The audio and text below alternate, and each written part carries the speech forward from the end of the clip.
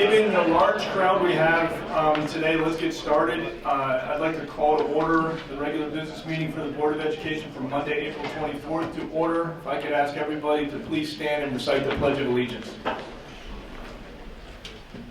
Pledge allegiance to the flag of the United States of America and to the republic for which it stands, one nation, under God, indivisible, with liberty and justice for all. All right, welcome everybody. This may be a record crowd, but glad you could all make it tonight. If I could ask, let's start with a roll call, please. Stephen Arthur. Here. Jim Batson. Here. Alex Delacalle. Patrick Rudy. Here. Scott Luce. Here. Aaron Lundstedt. Here. Ellen Holler. Here. Okay, we know Alex Delacalle absent for the record. All right, our agenda this evening, we've made one change. It's posted in the agenda. We're going to start out with public comment, then go to our educational presentation. We have a number of different student groups we want to recognize tonight. I just have one item on the President's report. We'll get updates from our limited student school board representatives tonight. Maybe we're still not shooting enough. Then there's a number of items on the Superintendent's report. We'll approve the consent vote agenda, updates from program personnel, facilities, and finance. Stephen, no final property from you? We bought enough. All right. Cito? Here, nothing? And Jim, I guess? Nothing. Okay, so we'll finish up in short order after the F&F committee. All right, before we begin, we have a number of guests with us this evening that I do want to acknowledge. First, Dr. Tom Calentes, who will be our new principal for Libertyville High School, joins us from Highland Park. So where is Tom? I was hiding. Yeah.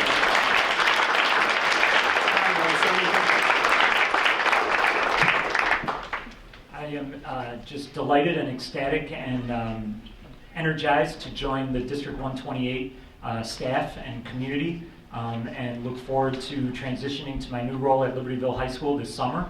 So everyone that I've met so far has been absolutely just remarkably friendly and welcoming and professional, and I can see that I'm joining a great team. So thank you very much. All right, great. Thanks for joining us.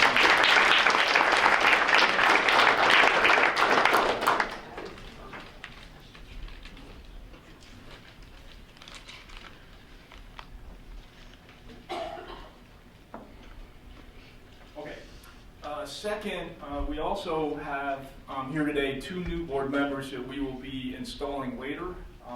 Mr. Kevin Huber. Where's Kevin? There's Kevin. Kenzie Berman. Where's Matt? Where's Matt? There he is. There he is.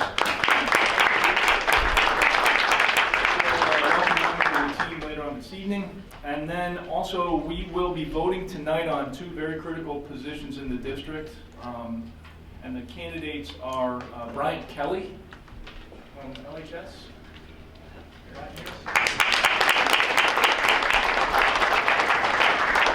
He is the candidate for Associate Superintendent. And then Mr. Dan Stanley, candidate for Assistant Superintendent for Finance. Way in the back.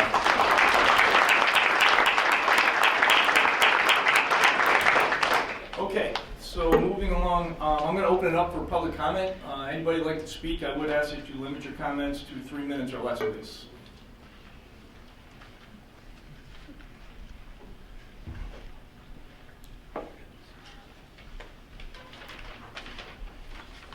Good evening, Board of Education. My name is Lane Hassler. I'm a resident of District 128. I'm also Vice President of the District 68 Board of Education, but I'm here tonight in my individual capacity. I'm also an attorney. I understand and have just heard the board intends to take substantive action on two contracts for the two second and third most important positions in the administration, that being Associate Superintendent and Business Manager. There are three things wrong with what the board intends to do tonight. First, the board intends to take action on these two contracts before seating the two new board members. This is exactly backwards from the way other districts handle their new board members. In other districts, a special meeting is held first. You seat your board members, then you take action.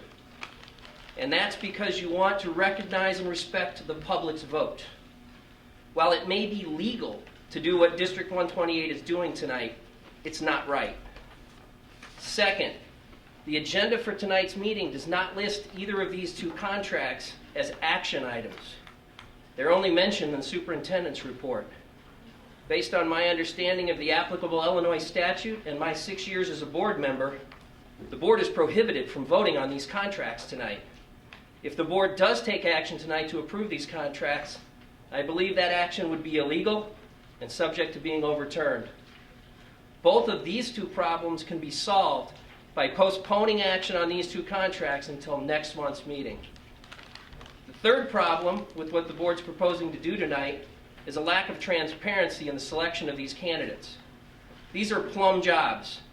District 128 has been recognized as one of the best high schools in the country. This district can attract the best candidates from across the country. I'm not aware that a search firm was retained to fill these positions.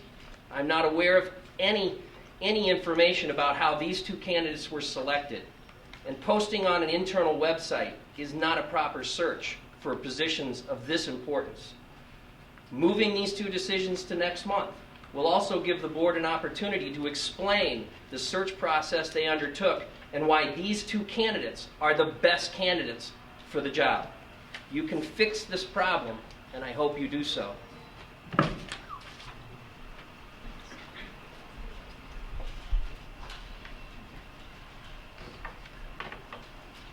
Good evening, Board. Anna Dre, 1020 Ashley Lane. Congratulations to the new members and the returning members. Thank y'all for your volunteer work here on the board. I as well have some grave concerns about these decisions tonight. In addition, I'm concerned about how you guys view your responsibility to us, the voters, you board members, the incoming board members. We had a really great election recently. We had a lot of people tuned in, and we had a lot of people paying attention. It's my opinion that you guys represent us. You don't represent the administration of the district. Your responsibility is to the students and to those of us who elect you. I'm concerned about the process and the high-profile positions that have been hired recently, both the principal at LHS and for the associate superintendent. Let me just state clearly, I'm thrilled with the hire of the principal at LHS. I think that we were super, super lucky to end up with the candidate that we did. My concern with that search was that there were several committees formed. District 128 employees were on it. You had a committee of 20 students. Parents were cut out of the process. You had one non-employee parent involved in that process. That wasn't right. Y'all should have had us. I'm not saying we'd make the decision, far from that. Just like the students, we should have been given an advisory voice to you as you make the decision. And as well with that principal search, there was no firm involved in it, and that really bothered me as well. And I want to make sure, I'm thrilled that Tom's coming to our school. Everything I've heard, we've got a rock star principal coming. As a parent of a current student, I'm thrilled about it.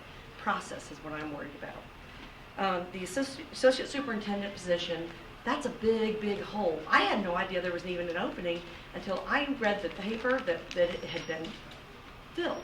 And my athletic director was leaving one position and he was going to the other. And as somebody who regularly comes to your meeting, my biggest shock was, when did we vote on that? How could this be announced in the newspaper if it hasn't come to the board yet? I mean, it's one of the most backward things I've ever seen done in a public forum. I have to ask the board, is your vote a mere formality? Is it a rubber stamp? Because it shouldn't be.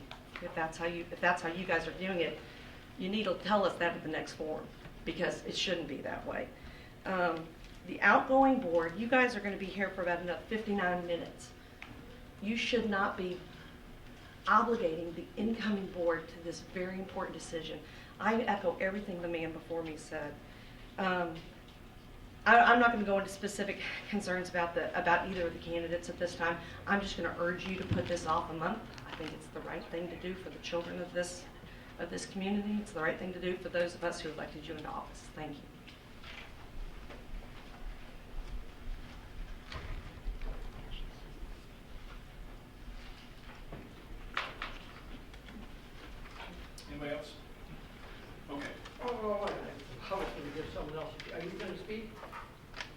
speak? I'll take it.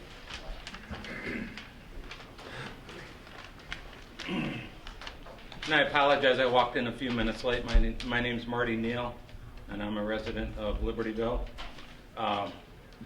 And on the way here, there were 6 vehicles pulled over by the Vernon Hills Police Department.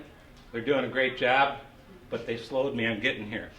So I take it we're talking about Mr. Brian Kelly and his possible selection as Assistant Superintendent?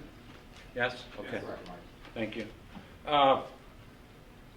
Over the past 6 years, I've had 3 of my children have attended Libertyville High School. All of them student athletes, played basketball, cross country, football, lacrosse, wrestling, and track and field. 2 of them graduated.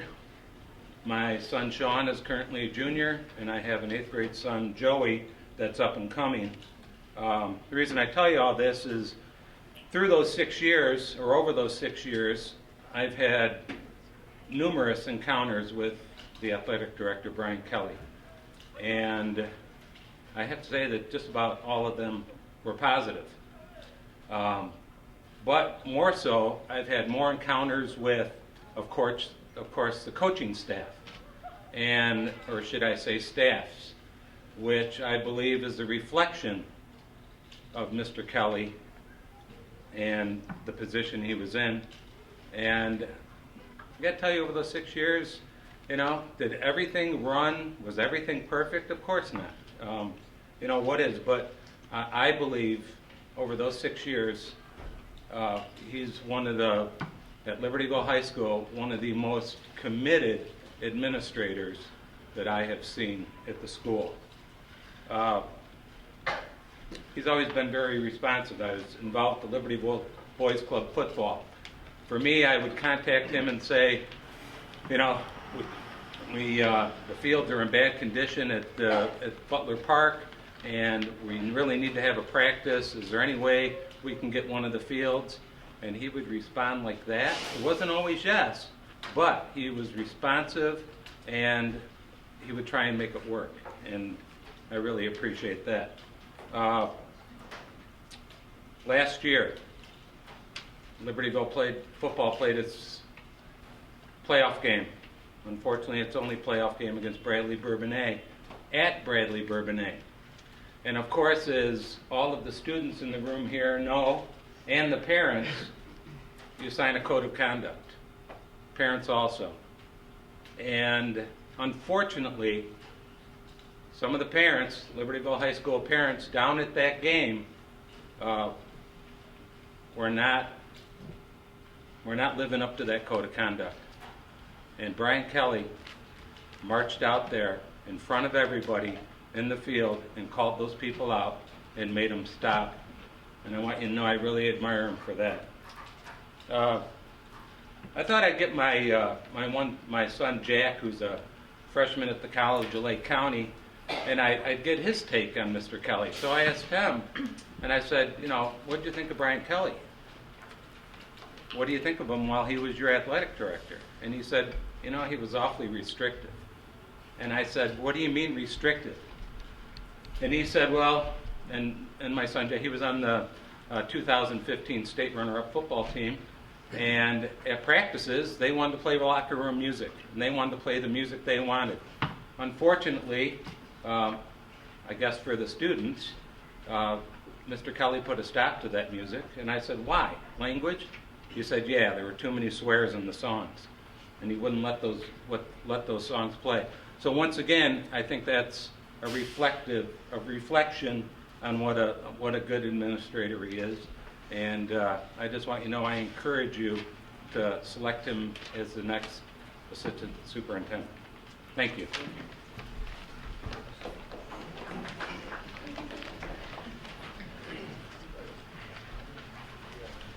Hello, Board. Thank you for having us here tonight.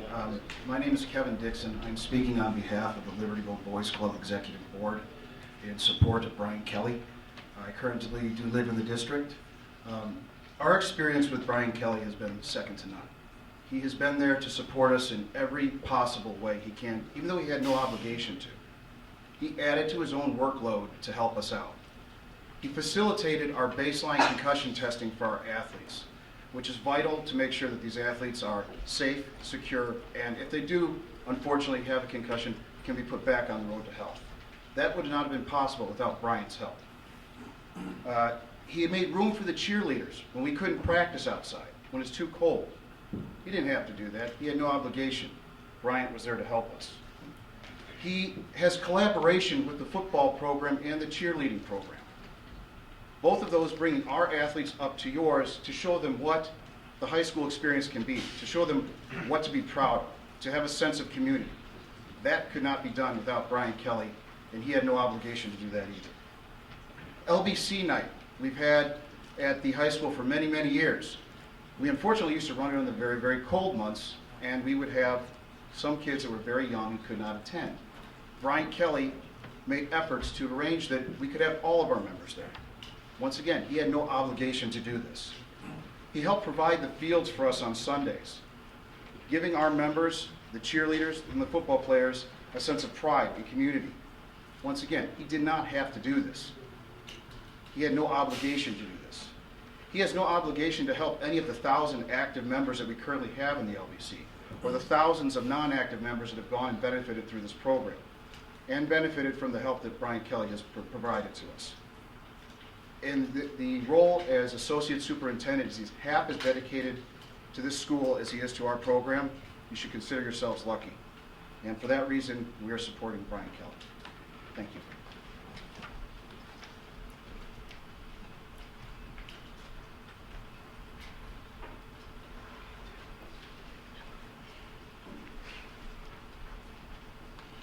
Tim Anderson, 821 Bartlett Terrace. Let me first acknowledge this is the largest group I've seen since last August. I've been a continuous attendee at these meetings since last August.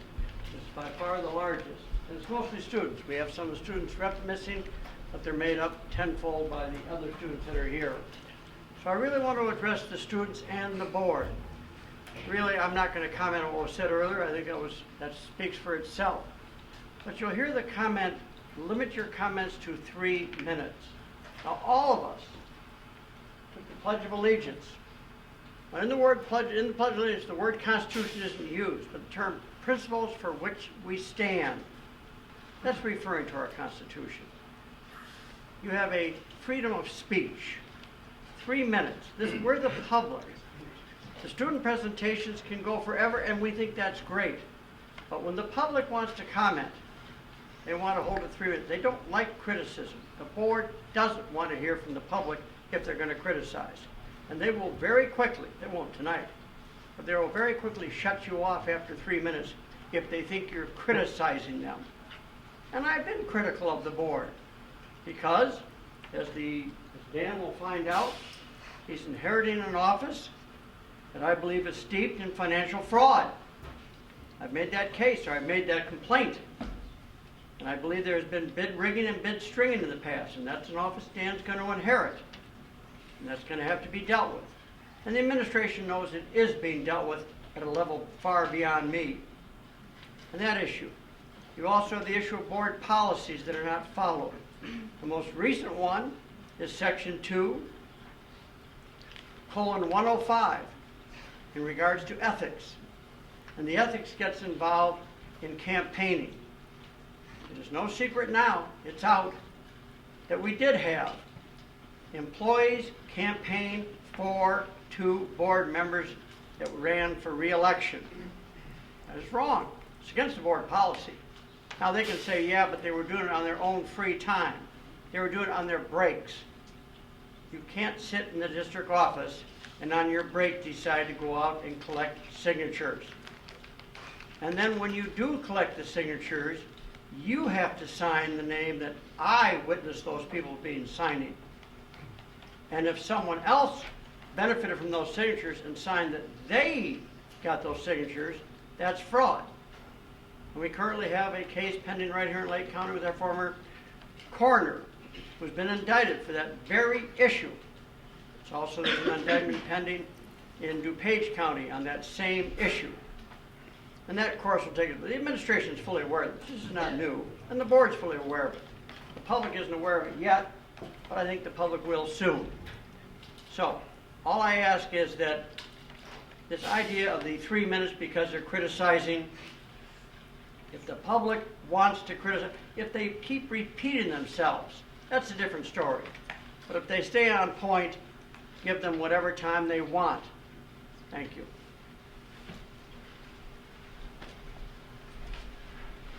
All right, I had to come back up here, guys, in case you do choose to disregard the concerns about process and you do vote tonight. So I have two sons who've been through athletics at Libertyville High School, and they have both had stellar experiences. Very, very, very good coaches, very good competition. We've been very happy with it. But my concerns here aren't about my own children's personal experiences. It's about sort of the whole of the school. There is a preconceived notion because of that article coming out that this is a done deal. What was the point of coming out here tonight and addressing you guys? Well, the point of coming out here and addressing all was that hopefully you'd hear our concerns and you'd think about it before you vote. It's a small town. Nobody likes to come out here and say anything less than a compliment about somebody else.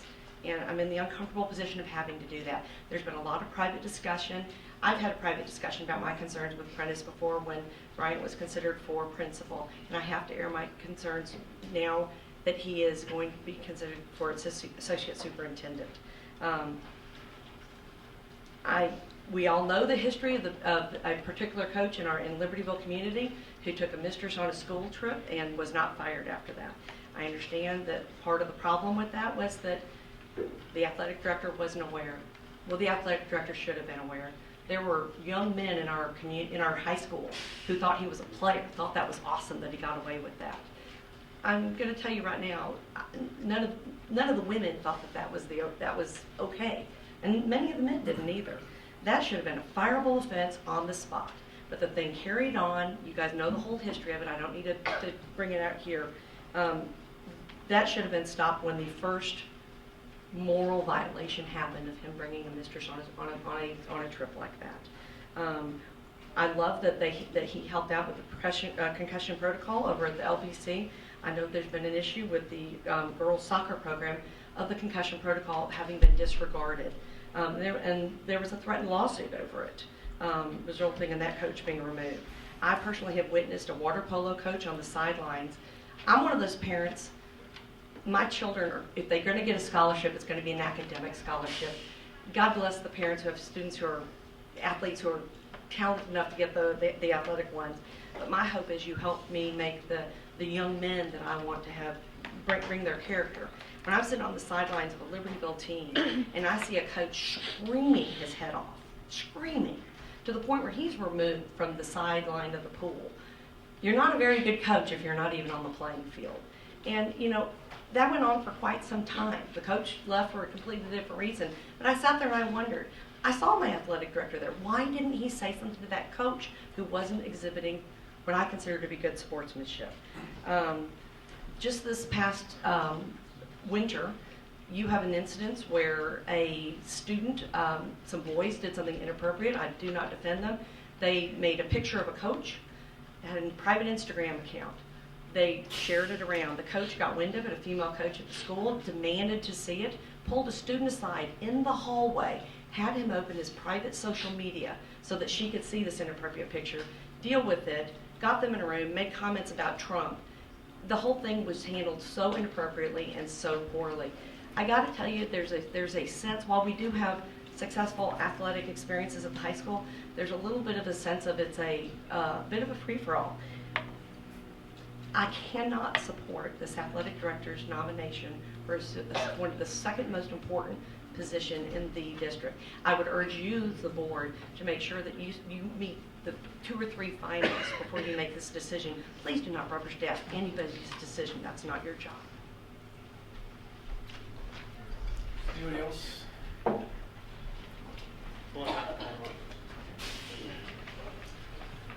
Good evening, Steve Mitchell, 14645 South Somerset Circle in Green Oaks. I'm here to speak in favor of Brian Kelly. I'll be very respectful and very limited in my remarks.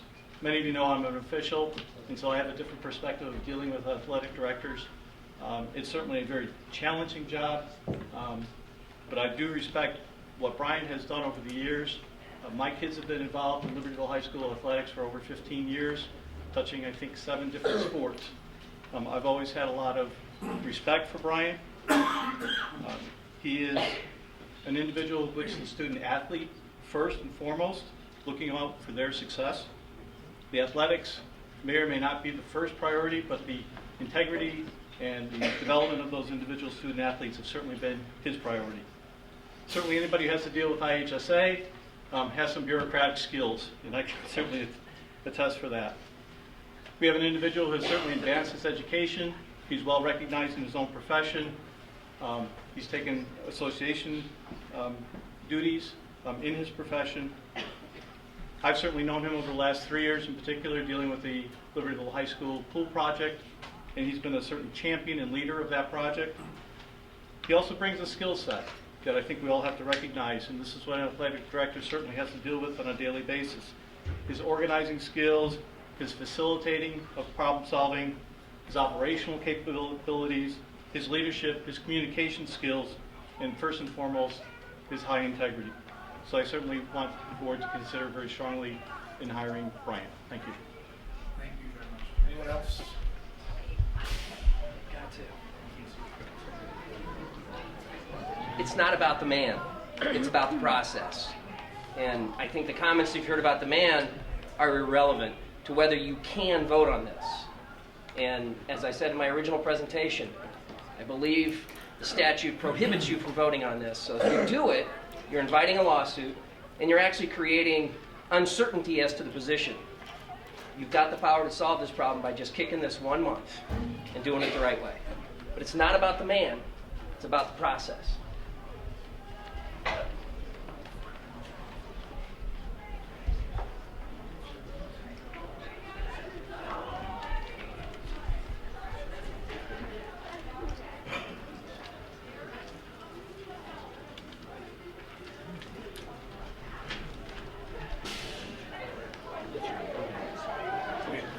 So I'm going to just make a few comments and we're going to move on.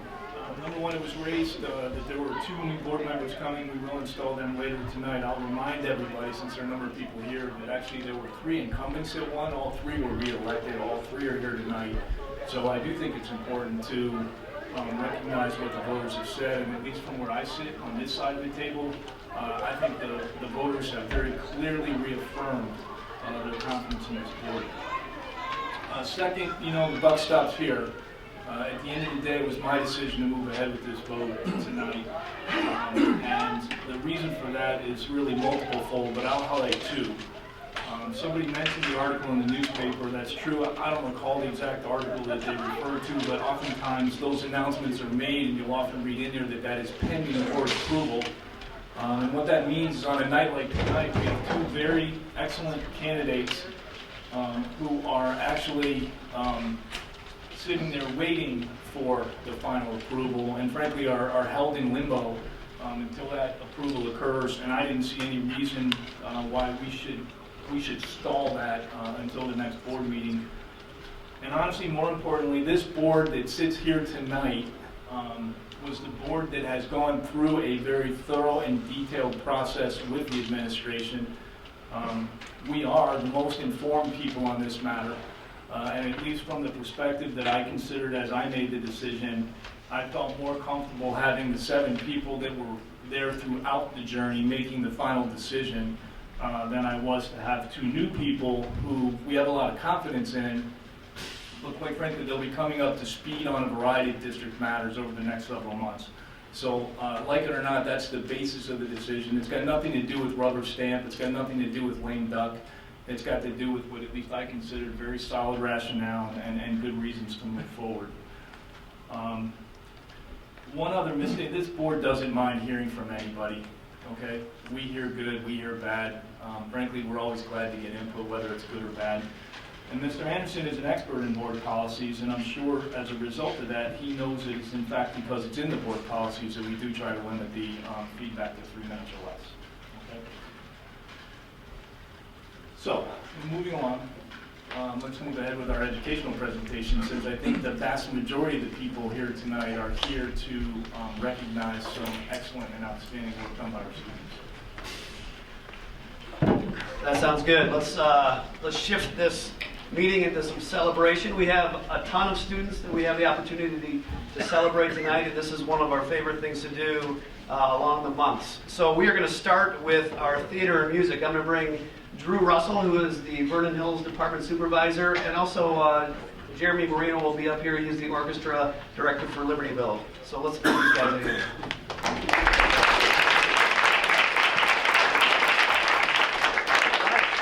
First, we're going to recognize the all-state theater students from both schools.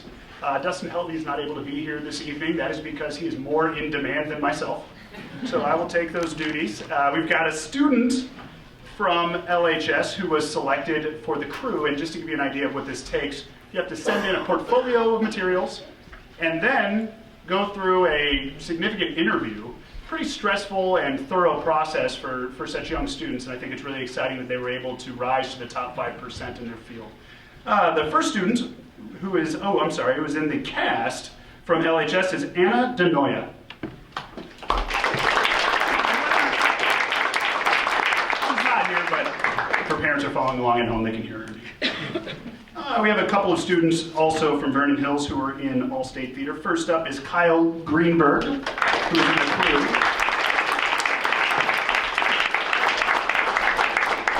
And Spencer Moffitt, who is in the pit playing trumpet.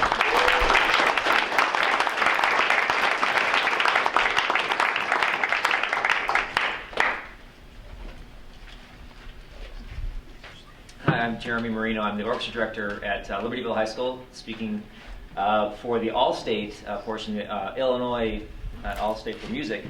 And just to give you a little background on this process, this starts even now. We pass out the music. The kids will know what they need to work on, and some will work on it. But really kicks in the fall. We have a big auditions in October. And just to give you kind of a little sampling of how difficult this is, for violin, for example, we'll have well over in our district. The state's divided into 9 districts, and our district 7 is probably the strongest because we have a lot of strong music programs. There's maybe 140 violins auditioning. And just to get into the district orchestra, you have to be in the top 40. And then out of that, only the top about 12 or 20 kids get to go, selected to go down to Peoria, where they host the All-State. So it's a very, very high level to get into the All-State. Once they're at the All-State, they have to re-audition down there. And they're broken into either an All-State or the Honors Orchestra. They spend about 2.5 days of just non-stop rehearsing. That's also the time the teachers are going down there and doing their kind of instructional learning, professional development. But they're just kind of working non-stop with the great directors from across the country and getting a great experience in playing and getting a chance to play with other top kids from there, from across the state. So it's a really it's a multi-month process, and it's only the kind of the top students. So the students that are involved. Did you name the Vernon Hills? Because I only have the Liberty. Do you have them? Yeah. Okay, great. So I'm listening here the Libertyville High School students who were involved. In the choir, we have 2 students who sang bass. That would be Zach Pearson, who probably is involved in our spring musical, and Philip Nauman, right here.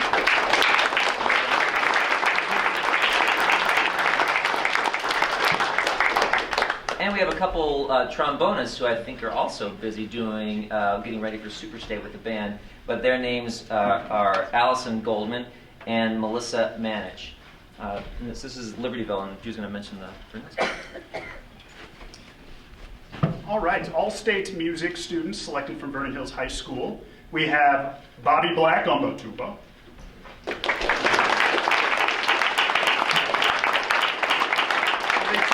State rehearsal, but it's a shorter commute. Next up, from choir, Jillian Bowes. And also from choir, Emily Carrito, who can't make it this evening, but her sister, Kelsey, is here because she's also an all-state music student. Great to Thor on tuba, who can't be here this evening because of a conflict. We have Cece Gal here. Adam Lee on cello. Spencer Moffett, who you already saw as an All-State Theater student, is also an All-State Music student in choir on bass. Ethan Seal on percussion. Alvin Yoon, violin.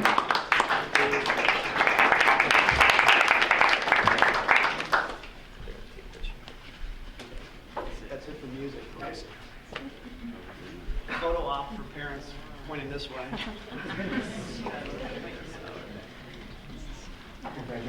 Squeeze in a little bit. Way to go. Okay, I guess we're gonna have to squeeze in. Yeah, parents, come on out. We'll stay until you're. Oh, okay.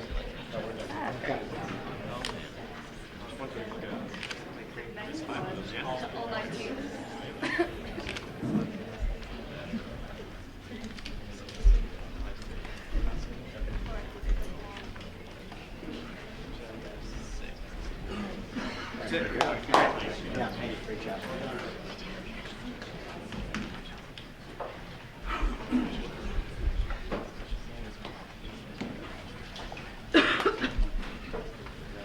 Good evening, everyone. I concur with John that recognizing our students is definitely the highlight of our board meetings. Not that the rest isn't exciting, but that's why we're all here, right? So this evening we're introducing an organization, Future Business Leaders of America, that since the time I've been principal at Libertyville High School, I have watched it grow and grow and grow. For the most part, because we have talented students who have experienced much success, but also because we have great sponsors who support and lead this organization. So I'd like to introduce Diane Phillips and Kevin Garrell to introduce our students.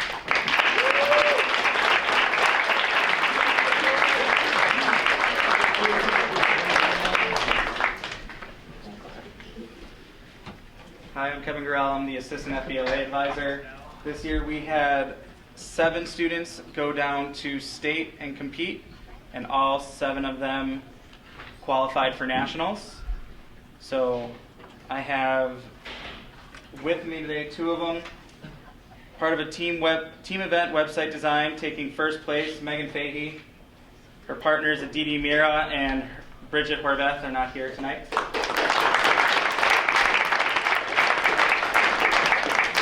Taking third place in graphic design is Kevin Lameau.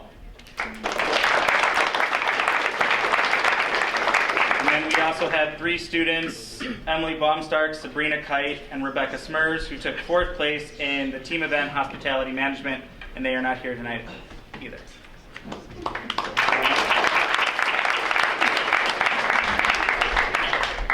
It is the highlight of my night to say that we are totally blessed, and I know that I say this every time I'm up here. We are blessed with great students at Libertyville and Vernon Hills.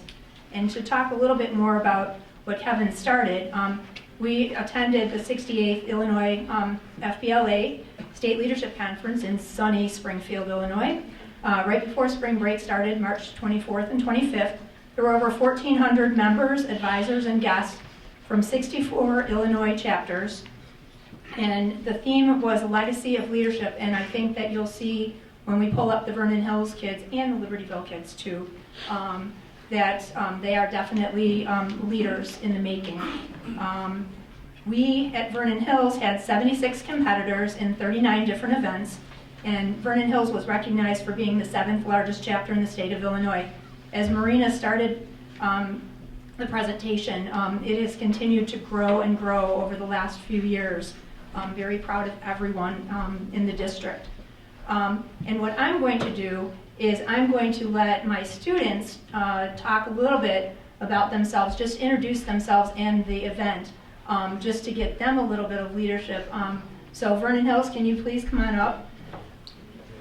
And while they're coming up, just to talk a little bit, we had business communications, computer game and simulation programming, e-business, marketing and word processing finished in the first place in their event. We will be going to nationals the end of June, June 28th through July 3rd in sunny Anaheim, California.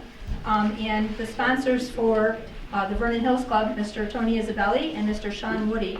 I couldn't do this without them. So we're going to start, and I promise the kids are going to talk loud, and they're going to say their name and the event. Hello, my name is Aparajita, and my team and I, Ashwini Deshpande and Pavani Pandravada, they're not here tonight, but we participated in the event Emerging Business Issues, and we basically researched cloud computing.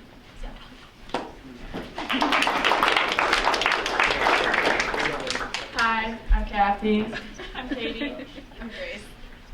And our event was social media campaign. Okay.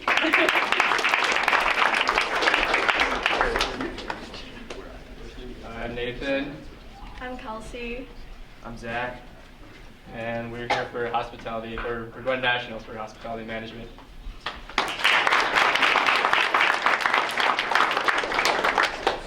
Hi, my name is Eric, and this is my great partner, Matt and Daniel, and we participated in the business financial plan, and we scored. We placed 3rd place in the state.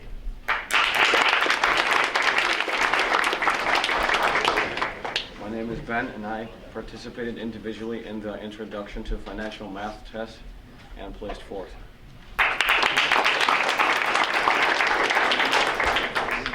My name is Rohat. I also participated in the Intro to Financial Math test, and I placed 2nd in state. Hi, my name is Hayden Lau. I'm Lanmal Parande. And I'm Neil Chowdhury. And we placed 1st place in computer game and simulation programming.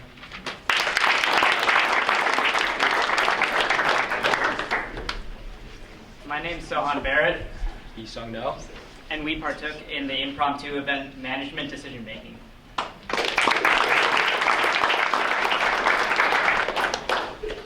My name is Lauren Lum, and I competed in word processing.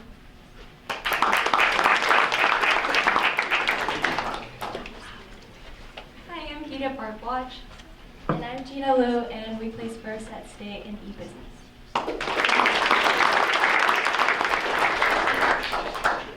Hi, I'm Ritzar Ramesh. I'm Vaishu Kapuri. I'm Chloe Chow. And we placed 3rd in website design.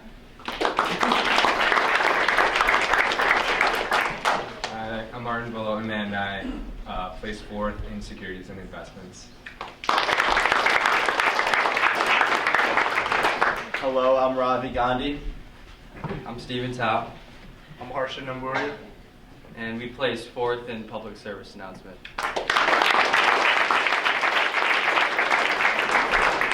Hi, I'm Michael Kokinis. I'm Derek Zhang.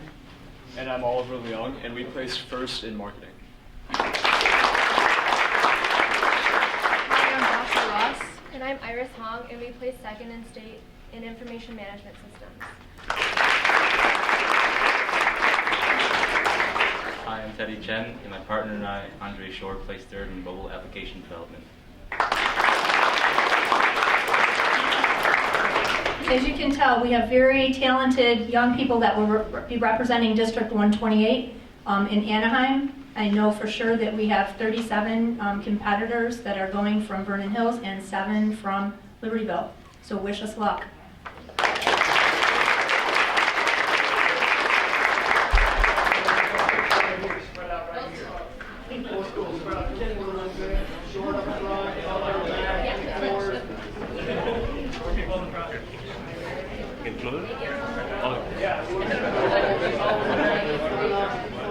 Can I go into short response?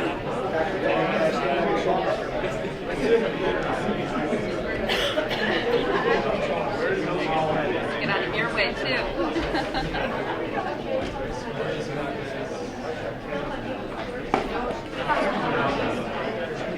Feel free to go inside the table. You can go inside there. Thank you.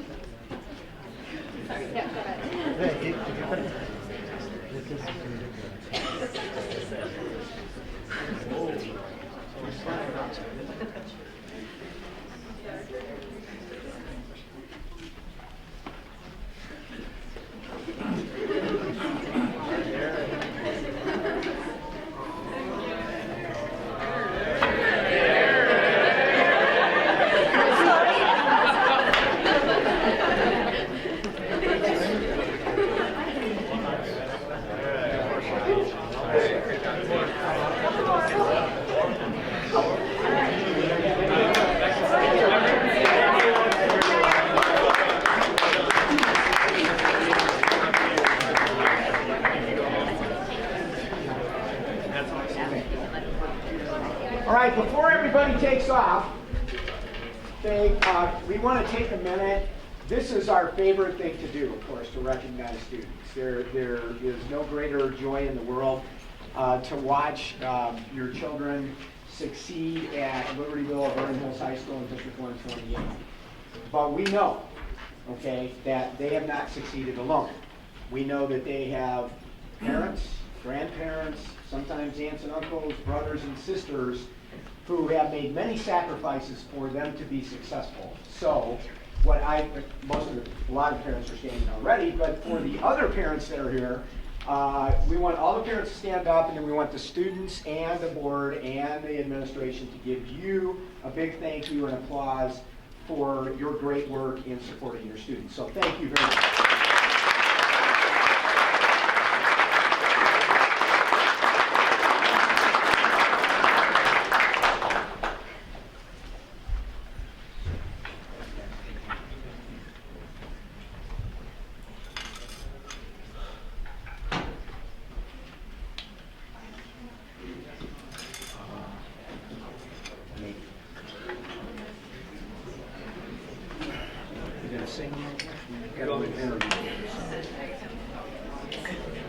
It's pretty warm in here today.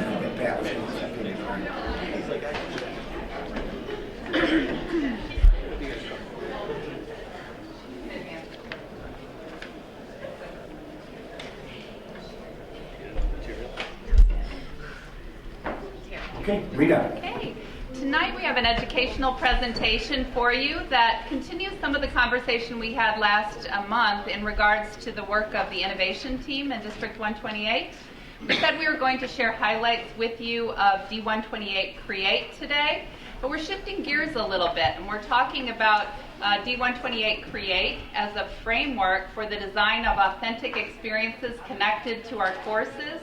And oftentimes an innovation team looks outward and looks to other organizations or future-looking schools to inform its actions.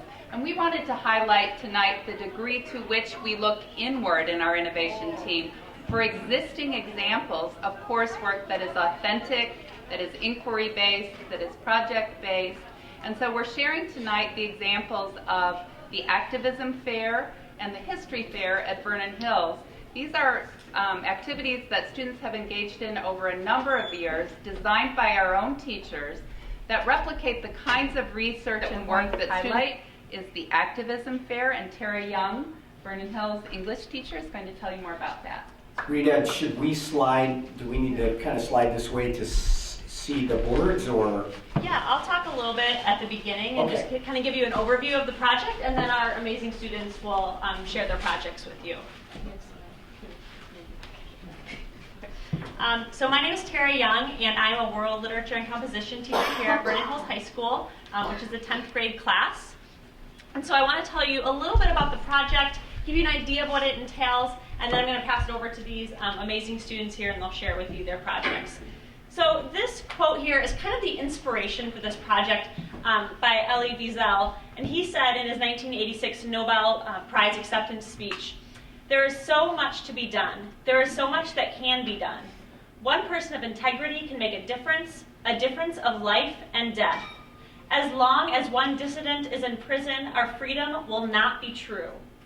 As long as one child is hungry, our life will be filled with anguish and shame. What all these victims need above all is to know that they are not alone, that we are not forgetting them, that when their voices are stifled, we shall lend them ours, that while their freedom depends on ours, the quality of our freedom depends on theirs." And this is what we start the project out with. And we share this quote with our students, and we really highlight that highlighted phrase, when their voices are stifled, we shall lend them ours. And we try to inspire our students to lend their voices to issues in our world that need addressing. We talk throughout the whole project that we're not trying to necessarily solve these problems that exist in the 7 weeks of our project, although if they do, that's amazing. We haven't yet. But our goal is to join the conversation, right? People are out there doing the work, They're doing the things that need to be done to remedy these problems, and we're trying to inspire our students to join the conversation that's taking place and become a part of the solution. So the overall goal is that students will identify a global injustice and through extensive research raise awareness about the issue by using a variety of informative and persuasive techniques with the mission of inspiring change. So the project begins with the research, they learn all the things that they need to know about their issue, and then they go out and they be the student activists. They try and connect with people, they create original work to try and inspire change from others. So there's a lot of learning outcomes that are entailed in this project. I'm not going to go over all of them because it's a pretty extensive list, but they are identifying a current world issue that needs attention, they're crafting questions, they're doing the important research, they are writing an essay that's synthesizing sources, they are trying to partner alongside a charity that is trying to remedy their issue. They're learning different techniques to raise awareness, modes of persuasion. They're spreading awareness through social media, which has been a really exciting part of this project, the connections our students have made throughout the course of the project. And they're working collaboratively to produce the final products that you'll hear a little bit about today. Overall, though, this project requires students to do extensive research, think critically and creatively, to solve problems and to work collaboratively. And these are all skills that are going to serve them when they leave the halls of our high school into college and into the world beyond that. So just a few testimonials about the project before I pass it off to these ladies.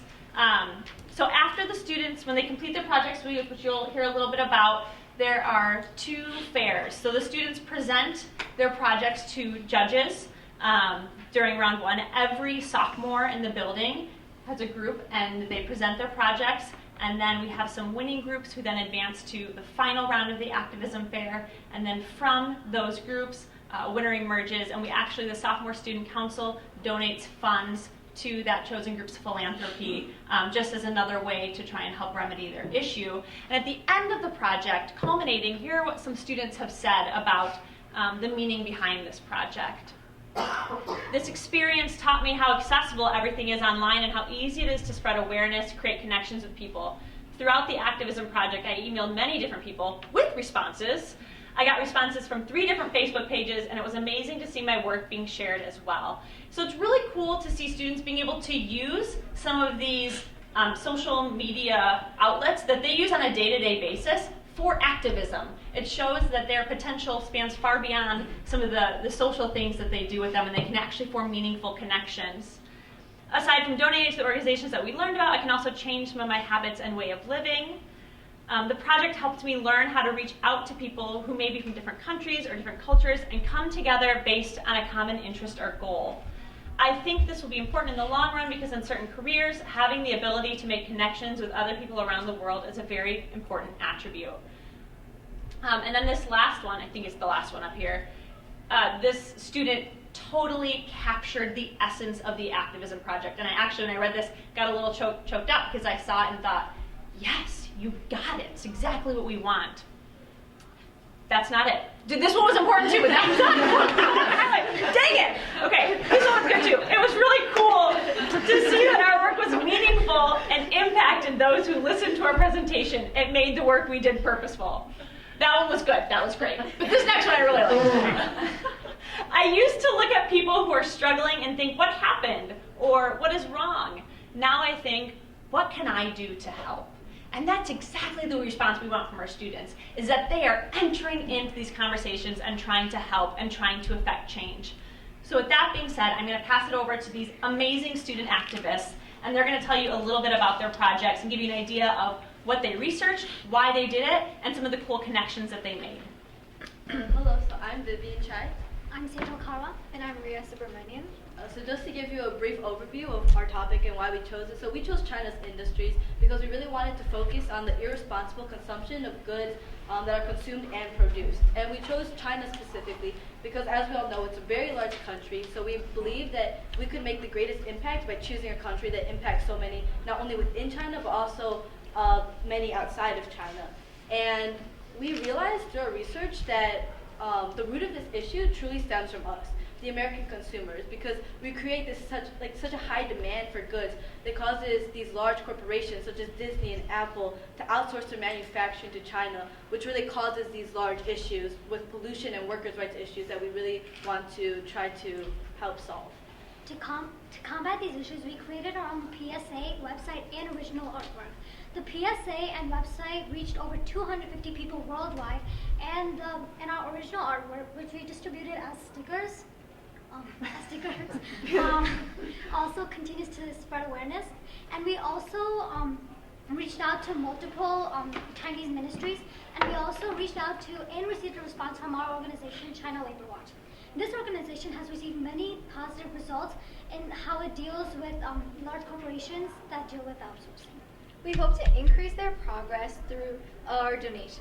We actually had a phone conversation with China Labor Watch today to discuss more opportunities for how we can help them and how the donation money will be used. We found that there are many ongoing projects for which our money will be used for, and they are sending us reports for us to learn more about the issue in China and ways that we can help. We are currently figuring out more opportunities so that we can collaborate. So for me specifically, this project was really meaningful and really impactful because, we often hear about these large issues that, plague other countries, and I never really felt like I could truly make a difference, but this project showed me just how big of an impact just one person can really make, and I hope to not only continue that, but to also help spread awareness and to persuade others to make the same steps I did. And it also just made me that much more fortunate to live in such a great community and it's incredibly safe, and I'm really fortunate for that. And also for the great teachers like Ms. Young who spread that was good though. That was good. who help teach young minds the ability and potential they really have to help make a difference in the future. This project was meaningful to me in the way that I now know that I have the ability to reach out to people from all the way across the world and make a difference. I realized that through this project, just by emailing some ministries, by contacting and supporting these organizations through social media, and just by having conversations with friends and family, we can make such a big impact. For me, I gained a lot more confidence through this experience. I used to be very shy and very scared to reach out to unknown organizations.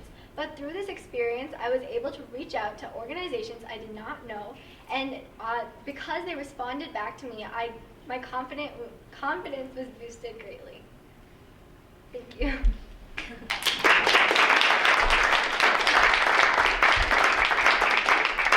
I just want to say one thing about these amazing ladies. So this, along with one of their classmates, they were the winning group from this year. And when I told them that they won, I said, have you been in contact with your philanthropy? Because now you get to make this donation.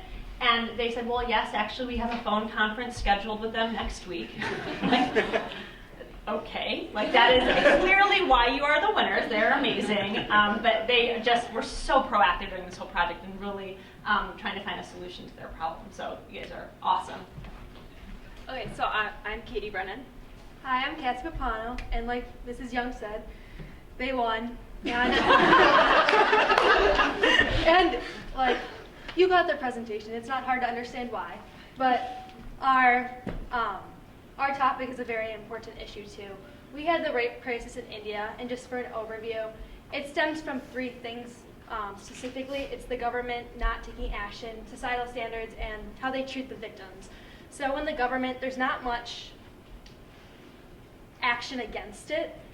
Actually, there was a plan in New Delhi to set up 600 crisis centers for victims that they would get shelter and treatment, or especially mental treatment. There's nothing. And the Prime Minister actually slashed that number to 63 shelters because he thought the police were sensitive enough to handle it. So I think the government needs to get more involved in this issue. And then societal standards, it comes from objectification of women, and especially the victim blaming. Women are just seen as almost objects, and they have to cover themselves up and protect themselves. And when they don't do that, it justifies the rape that has been done against them. And so that is the background on our topic. Yeah, so oftentimes young children, if they're raped, they'll be actually blamed for the rape themselves, and they'll be disowned by the communities. So one of our group members who's not here tonight, Isabel, actually wrote a spoken word on this, and then that spoken word has been viewed hundreds of times on Facebook, and it's about to be posted on our Philanthropy Safety's website, actually. And so she's done a really great job of spreading that. And so our philanthropy is safety. And so they're a small organization. I missed that. They're an organization that works directly with the crisis in India after the founders experienced like the protests and the outcomes of a Mumbai rape. And so she started this organization. She's spoken at the UN and multiple conferences throughout the world. She was just at one last week, actually. And so we've been in contact with her a lot. I actually had a series of poems published on their website, and she actually asked me last week if I would be willing to apply to one of their internship programs. I'm about to hear back from that for that this week. And then I also had writing that was spread across Thought Catalog, Medium.com, their website, multiple Facebook pages, and so I really enjoyed this opportunity to like spread the writing. Mm-hmm. And Katie said it very modestly. She has had her things published across a bunch of websites, and it's actually been read over 1,000 times, which I think shows how great she's gotten her word out there. And we've done a great job doing that. Our friend has done an amazing artwork. We've had poems, we've had PSAs, and so I think where our group truly shined was just getting our word out there and doing our best.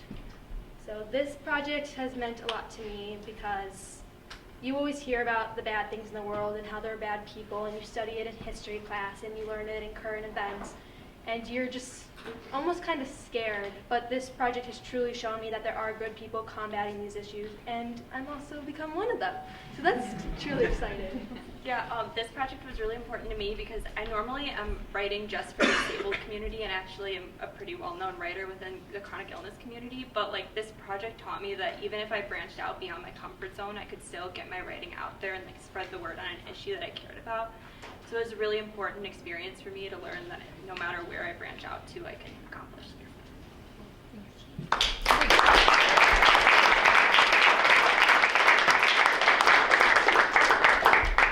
So that's just a little bit about the Activism project and the innovation and creativity that spawns out of this. And now we are going to pass it off so you can learn a little bit about the history fair. So I think Amanda, Carol, and Paul Friedrich are going to come up, and we'll turn it over. Thank you so much. Good job, girls. Thank you. Hi, I'm Paul Friedrich. Hi, Amanda Carroll. We're here to talk to you about History Fair, National History Day. This is, I think, the third or fourth year that we've done it here at Vernon Hills. It's the first year, though, that all of the junior U.S. history classes have taken part in it. I am the responsible person for bringing it here to begin with, much to the dismay, I'm sure, of a great majority of our juniors.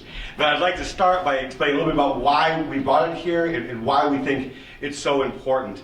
One of the most common questions that people have about history fair type projects is because they replace, for most students, a traditional research paper, especially at a district where so many of our students go on to college, is this kind of project actually preparatory for college? And my response is always the same. We do these over traditional research papers because they are far more preparatory for a student's entrance into and success in college than traditional research papers are. I was a college professor for 10 years. And so I started out by contacting college teachers who are friends of mine who are also familiar with the National History Day competition so that they knew what they were responding to. I sent 17 of them. Well, I sent 10, and then they got me in contact with others.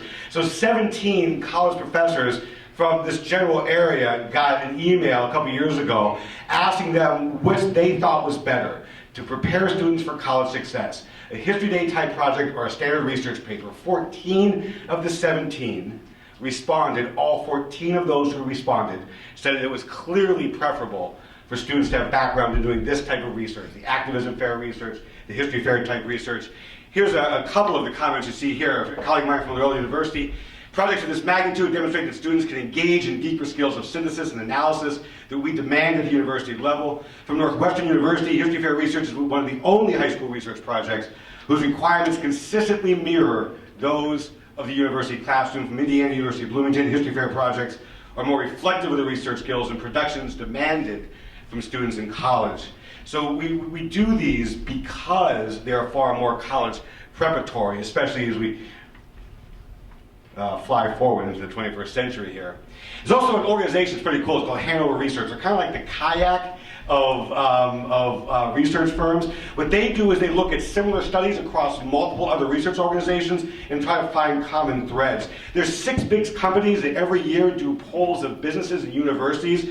It's called the 21st Century Skills Survey, and they have different lists, 10 of the most important skills, 13 of the most important skills. And while the actual numbers vary, what Hanover found is that all of 6 of those major frameworks have these 5 skills in common. These are the 5 common threads. And when you look at these history fair projects and you hear these outstanding sophomores talking about their activism fair, I think you understand why colleges and universities want students to be able to do this. Because these kinds of research projects, unlike just doing a research paper, definitely involve all these skills: collaboration, teamwork, creativity, imagination, critical thinking, content synthesis, and problem solving. A friend of mine who's the department chair at University of Illinois Chicago frames it this way. He says, I absolutely know that a student that can do that can do a research paper. I'm not knowing if a student that can only do a research paper can produce that. Right?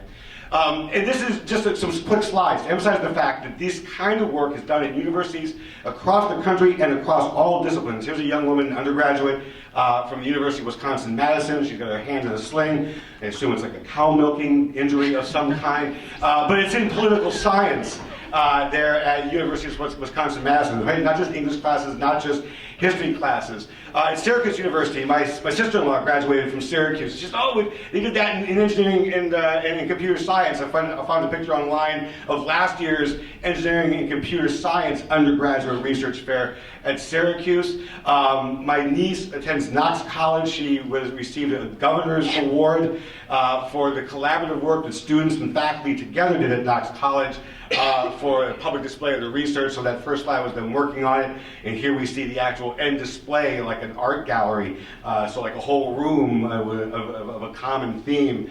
Claire Repshold, some of you may know her, she's a graduate here at Vernon Hills in 2013. She started out within a national award-winning project in women's studies research that she did, and she is currently now the curator of the Labor on Campus exhibit in the Wells Library at Indiana University. Last year's graduate, Yvonne Yao, here she is. She just posted this picture online of her freshman year cumulative research project at the University of Michigan, presenting that. Some of you may be familiar with the University of Notre Dame. They host a major College of Engineering and Sciences display. Over 140 undergrad student projects on display last year. Here in Health and Human Services, at the National Undergraduate Research Symposium. And of course, where we probably all traditionally think of these kinds of projects, of course, in business schools. Here, students at Olin Business School, Wash U in St. Louis. These are the 31 or so students who advanced out of Vernon Hills to the regional competition. After that, there's the Metro Finals competition, and then where we're going on May 5th is to the state competition. And over half of these students that originally left our school have advanced all the way to the state competition. At the state competition, the top 2 in each category go to the national competition.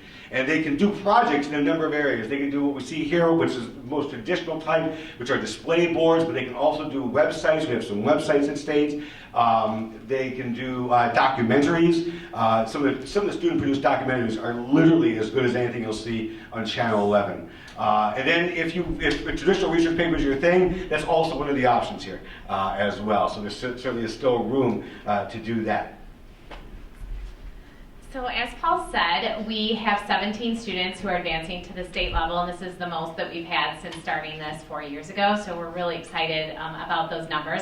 And that is bringing 10 different areas. So like he mentioned, website, we have paper, we have the boards as well. And so we have a couple students with us tonight just to kind of talk about their experiences. And I think the board's always the one thing people think of with History Fair, but I definitely encourage you to look at the websites. They're all posted on the LMC homepage as well, and you can see kind of what the other work is that the students have. So we just told them to kind of come prepared with just a quick snippet of the experience they've had with History Fair and kind of what they're most excited about with the research that they've done. Okay, so our posters have kind of gone through a lot of stuff. they have to get fixed from time to time. But Overall, it's been a really good experience. I think Grace and I both agreed that the only one issue with this project was just like spacing out the time and just like trying not to procrastinate because we were given so much time to work on it. But yeah, it really helped us work together, which I mean we were able to do before, but this was different. Also, just being able to like pick relevant information and just like pick it out and just remember it, because most of the time when we do like research papers, we would just, information comes in one ear and it comes out the other. So like this way, we were able to like ingrain it into our minds and like we weren't able to forget it as easily.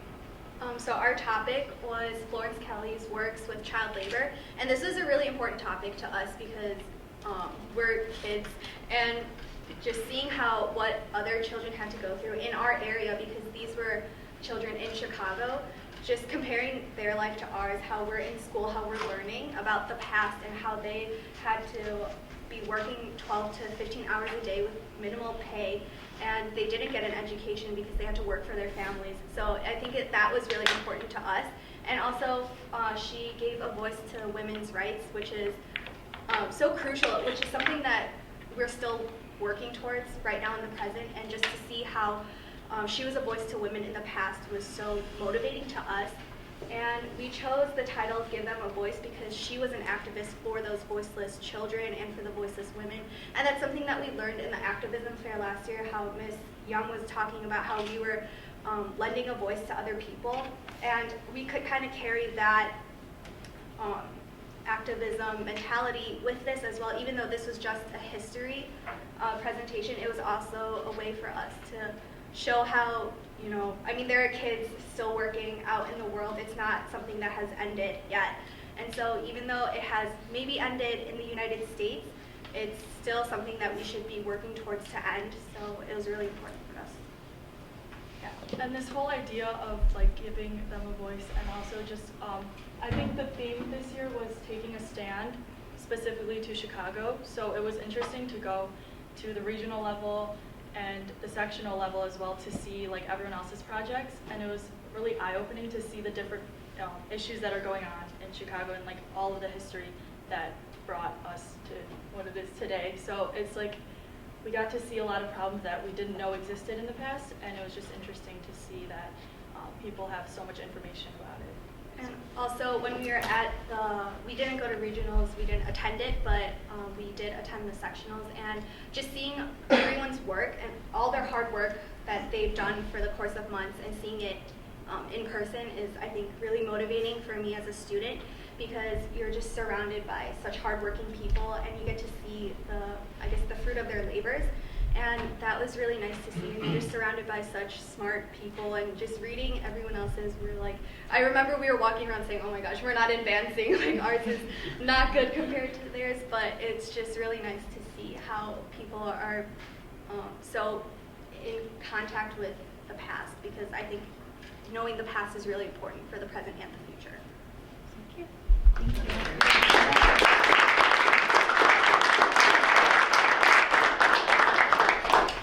I just want to conclude by asking everyone to come back up here and get another round of applause and perhaps answer any questions that you may have for them.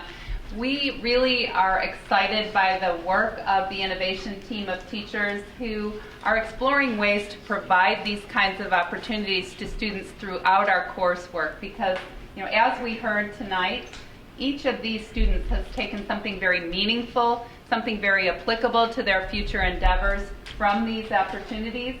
And I liked also the way that they talked about carrying their learning from the Activism Fair through the History Fair and applying those skills to their high school coursework, but also learning about themselves and what they might want to pursue in their future as a result of this work. So those are the goals that bind the innovation team together, finding ways to provide more opportunities like these for our students so that they can learn and grow and understand themselves and contribute to the community in the ways that they have. So thank you, all of you.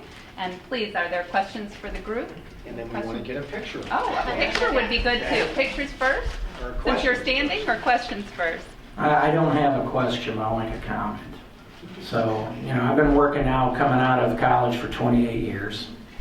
I've had a variety of positions. I've interviewed probably 1,000 candidates over my career. And I've interviewed people out of college. I've interviewed MBAs through Ross Business School in Michigan, Kelly in Indiana, Wharton, you name it. And it continues to amaze me. Not just the projects themselves, but how you all present yourselves and how smart, intelligent, and articulate you are. Your interview, you present yourselves a lot better than a lot of people I'm interviewing today from different schools and different backgrounds.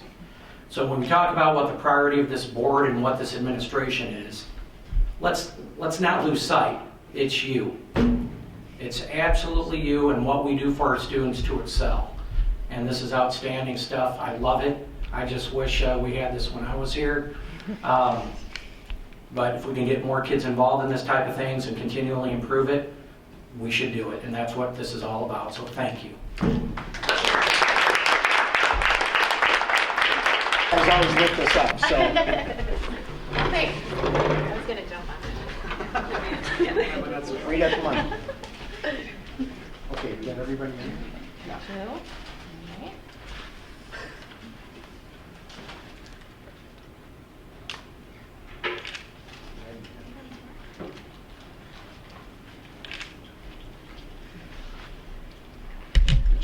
Great job. All right, excellent.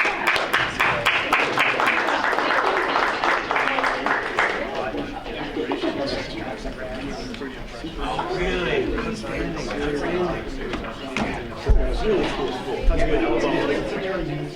I touched my elbow. Good job. You did all that.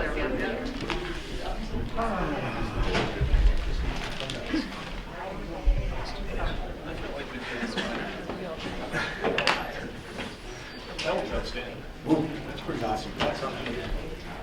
And again, it's not just it's how they present themselves. Yes, I'm with you. Heck, she doesn't get an internship out of school. I'm with you 100%, and I've had the same experience. I've interviewed the kids and they always test that. Have you done that? Yeah. Same thing. Most of them interview better than people interview at work. And I would agree wholeheartedly. These two. You guys interview much better than half the candidates I got. Absolutely. Good stuff. All right. Where are we? That was really good.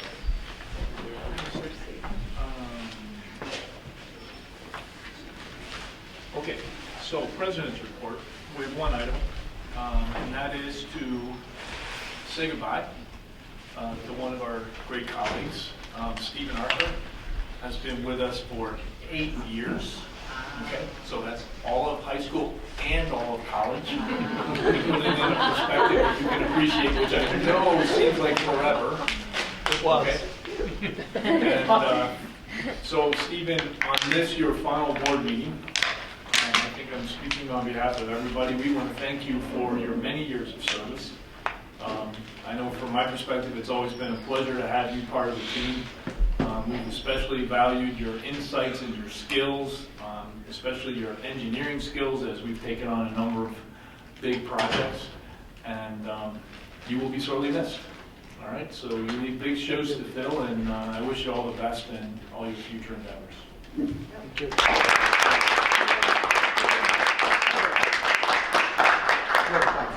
Okay, come on up, and we want to get out. Okay, sure. I get a motor phone. Why would I need class on that? Mary, you getting the notes? Okay. We're going to go on, what'd you say? Congratulations. Here, you get the note with your plaque. He's just trying to rub it in. Yeah, He's still in. yes. Good. All right. Okay. Thank you. Thank you very much. Stephen, here's that.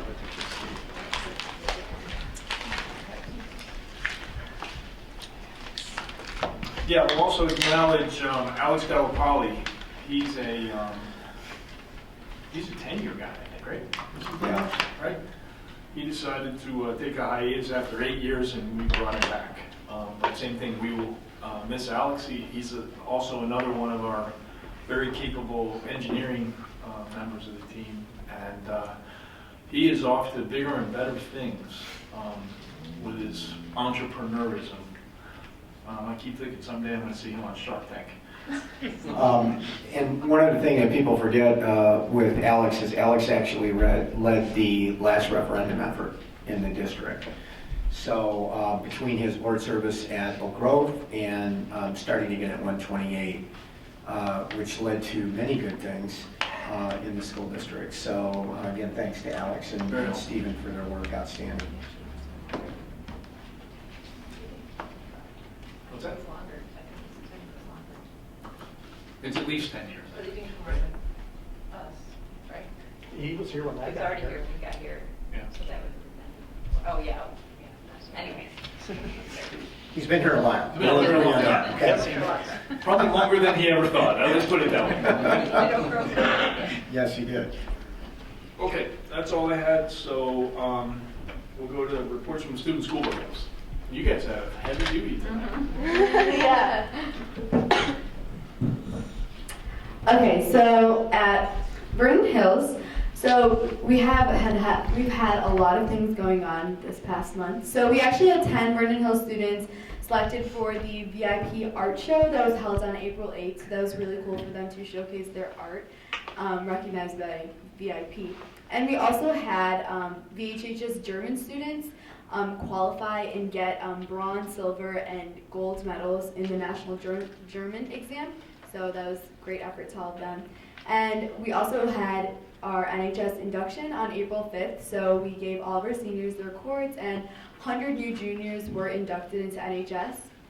And we also, on a fun note, we started our ABC countdown for our senior class about a week ago, and last Thursday we celebrated Senior Day, so everyone wore the shirt of what college they're going to, and it's really hard to believe that senior is already coming to an end, but that's a very fun thing for us to participate in.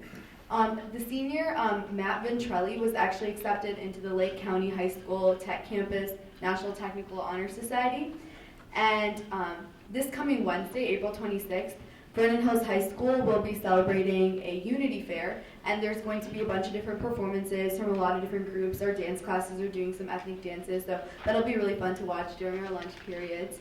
And another cool thing that happened is we recently had a panel of female professionals that came to Brainerd Hills High School to basically talk about how it is to work in fields where males are often dominating, and it's really empowering to hear this, especially for our generation of girls that are looking on to major in some fields that may be STEM or that males usually dominate. And we also had Top Cougar this past weekend, which is always a very fun way to end our senior year with hilarious and talented acts from our seniors, and Ian Schwartz was the winner this year. And from our academic news, the JSA Midwest Spring State Convention was this past weekend, and it's always held in Schaumburg, and actually our junior student, Anmol Parande, was selected to serve as the Midwest Lieutenant Governor for the upcoming year, which is a really exciting and huge leadership position. Our math team state is going to be held next Saturday at Urbana-Champaign, so we're all really excited to see how that's going to go. And our WISE team actually participated at state last Wednesday and Thursday at the University of Illinois. And our senior, Jacob Florian, received second place in the chemistry exam, which is really cool because they offer like certain scholarships for certain awards. And in the sports arena, our girls badminton program that actually started last year is now in its second season, obviously, and they're playing tournaments all around, and they have sectionals this week, so that's really cool progress for a brand new sport that started. And all of our other sports, including water polo, as well as track, girls and boys track and field, are well underway for this season. And finally, for fine arts, the play for this season is Under the Lamplight, and the spring play performances will be held the May 4th through May 6th at the Studio Theater. And our choir cabaret, which this year the theme is oldies music, is going to be on May 18th. So be sure to go ahead and check that one out. All right, so LHS has been very busy since our last board meeting. Student Council hosted its annual Earth Day cleanup, which was awesome. Student Council adopted the stretch of 176 from Butterfield to Milwaukee, so they spent the whole day cleaning that up, and it was really cool to see them honoring Earth Day on Earth Day.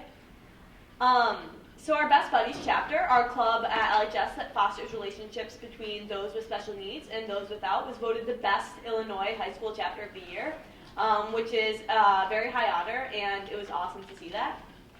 Our WISE members also competed at state. Albert Sue got 5th place in chemistry, and Suraj Rajendran got 3rd in chemistry and 5th in biology. And our math team is also heading down this next weekend for state with the Vernon Hills team. Lots of our students had the opportunity to go back to Oak Grove School to perform at their Fine Arts Day Festival. So our orchestras, our choir, and some of our POMs performers performed at the Fine Arts Festival. And it was really cool for the alumni to perform at the performance that they once saw as students at Oak Grove. Our very own representative, Brad Schneider, visited LHS last week to meet with some of our clubs and answer some questions about the political process and how young people could get involved.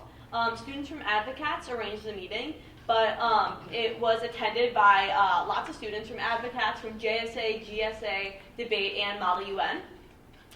Speaking of Advocates, they hosted a self-defense class today, taught by our school officer, Officer Ulix.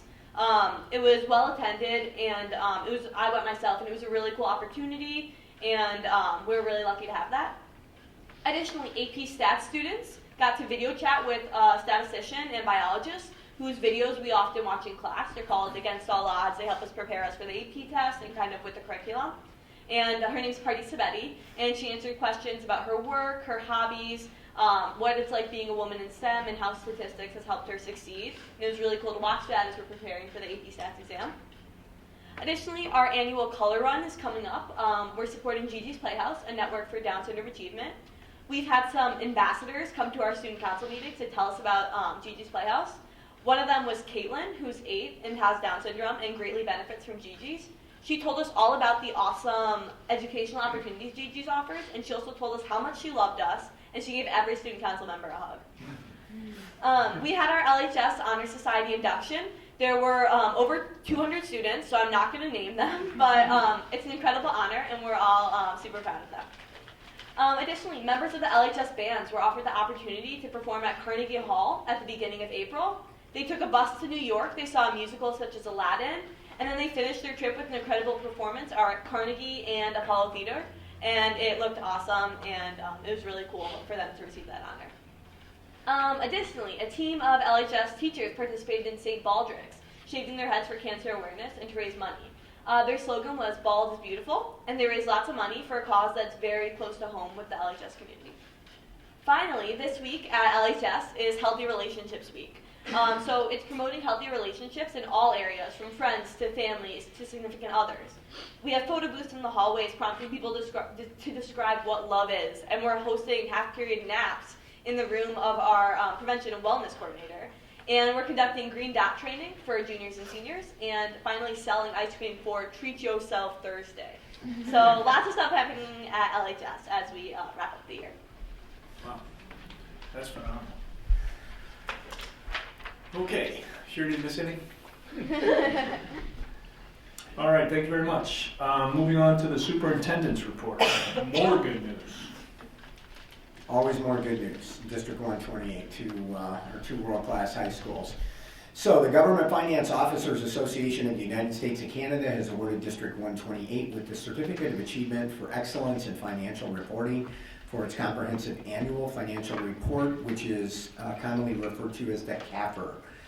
The certificate is the highest form of recognition in the area of governmental accounting and financial reporting, and its attainment represents a significant accomplishment by a government and its management. The CAFR is prepared annually by Assistant Superintendent for Finance, Yasmin Dada, and her business office team. So yes, congratulations to you and your team again. The following students were named LHS April Students of the Month: Emily Rodriguez, Molly Goebel, Evelyn Landa Vargas, Aaron Joyce, John Katz, Thomas Siegel, Charlie Bloom, Lauren Randolph, and Jack Otto. VHHS teacher Laura Oliver was named Student Council Advisor of the Year at the annual Illinois Directors of Student Activities Conference in Rosemont. VHHS senior Matt Ventrelli was nominated and accepted into Lake County High School's Technology Campus National Technical Honor Society chapter. Students have received a packet which includes a certificate, tassel, and information on applying for scholarships as an NTHS member. VHHS science teacher Shannon Etnier presented 2 sessions at the National Science Teachers Association national conference in Los Angeles during spring break. Her sessions were My Students Mastered What? And Modeling in Chemistry. The LHS, as we mentioned before, Ms. Phillips mentioned before, the LHS and VHHS Future Business Leaders of America Club competed at state conference and will be sending a slew of our students, which she introduced tonight, to Anaheim, California this summer. Very exciting stuff. On Saturday, April 8th, Vernon Hills and Libertyville High School students and photography teachers Stephanie Dahlstrom and Allison Malloy gathered at VIP Studio in Wheeling to celebrate the work of 20 District 128 student photographers as part of the biannual Visual Image Photography Studio High School exhibition. 7 area high schools participated, totaling 70 student photographs beautifully displayed for public viewing at the afternoon reception. 5 honorable mentions, a People's Choice Award, and first blind judging by 3 photographers. Students received prizes and monetary awards. LHS senior John Blex, the author, received honorable mention. VHHS senior Rebecca Ackerman, Into the Forest, received honorable mention.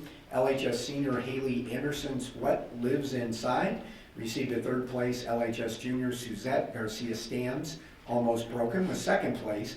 And LHS junior Jake Rodolfi's Transcendence was 1st place.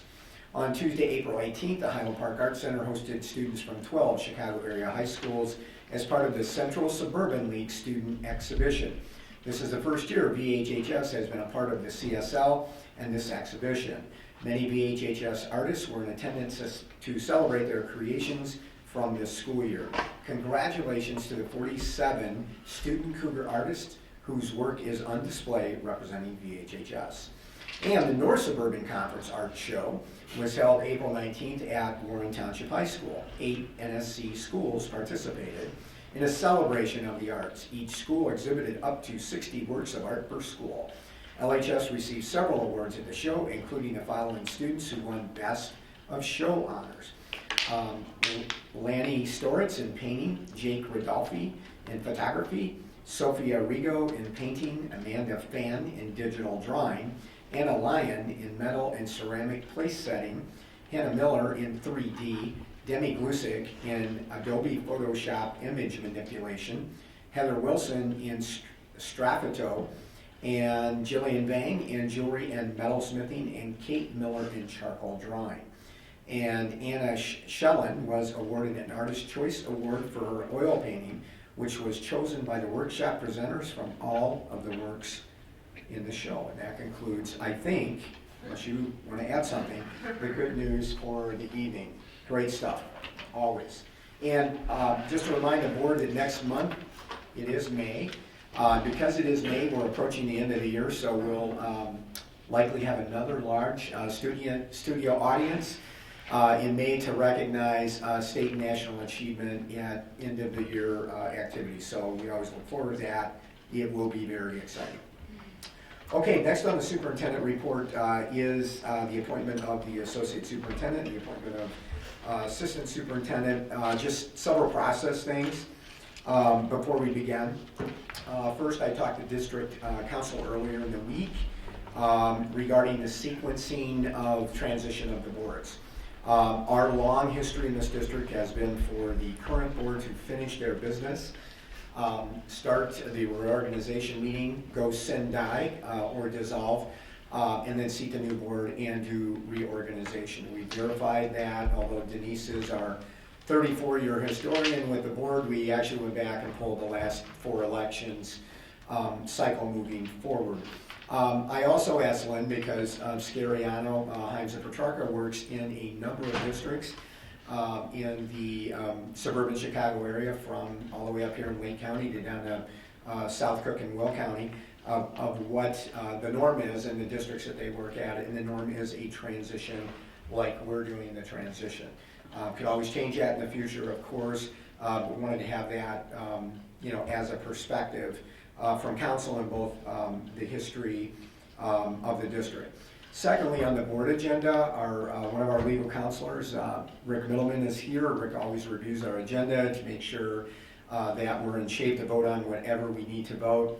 We are again using an agenda format that we have used for years, that both Rick has seen and also Lynn has taken a look at. For those people that are not familiar with our agenda, if you go to the back of the second page of the agenda, you will start to see the supplement. And if you look under item 2E2, is asterisk on the agenda. It says the superintendent recommends the appointment of Brian Kelly for the associate superintendent position. And then obviously 2E3, superintendent recommends the appointment of Dan Stanley for assistant superintendent finance position. So that meets the criteria of the agenda listing. So, just so we know that. I think a couple of things that we look at both of these positions in light of some of the public comments and questions that are raised. And I think it's really important to know that this district does not settle. We do not settle for teachers. We do not settle for administrators. And if you look at our recent history, 10 years ago, when I was in my transition to become the superintendent from associate superintendent, Brad Swanson let us know in March that he was leaving to go back home, so to speak, to Highland Park High School, where his family lived. We did 2 concentrated principal searches in the springtime. John, you will remember that, I think very clearly. We did not have any of the candidates, including many sitting principals, who we believed were a good fit for that position and were ready to kind of roll with us in terms of pushing the district forward. And I appointed 2 interim principals for that year. Excellent Jim Whittington from Vernon Hills High School was the founding principal here, and Mike Stevens, who was the long-time principal at Karen's alma mater, Prospect High School, an excellent high school. Fast forward several years later, when Deb Larson retired, we did searches for assistant superintendent for curriculum and instruction. Again, okay, we were not happy. We didn't find the person that we thought could help take the district forward, and I appointed interims for the next year. And then we hired Rita the following year. By the way, the first time brought Marina to the district, and then we ended up hiring Marina first as associate superintendent, and then as the principal at Libertyville High School as part of that process. So we're not going to settle for leadership positions and our teaching positions moving forward, and we have a history of doing that. And believe me, there were people that were not happy that we just didn't appoint a principal at Libertyville High School or an assistant superintendent for finance. I think the value of waiting is that we are able to get the type of people that we're looking for, and I would not hesitate a moment to do the same thing again if we didn't find the people that we are looking for. The second thing is process-wise.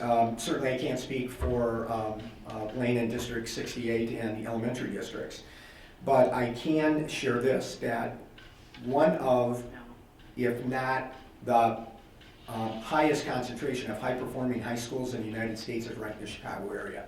So that means the highest concentration of high school leadership and potential leaders is also in the Chicago area. Some schools use search firms to do that. They do a big national search, and they end up concentrated in an area. It's about $8,000 to $10,000 to do a search. Our history here and other districts I come from is we have not done that.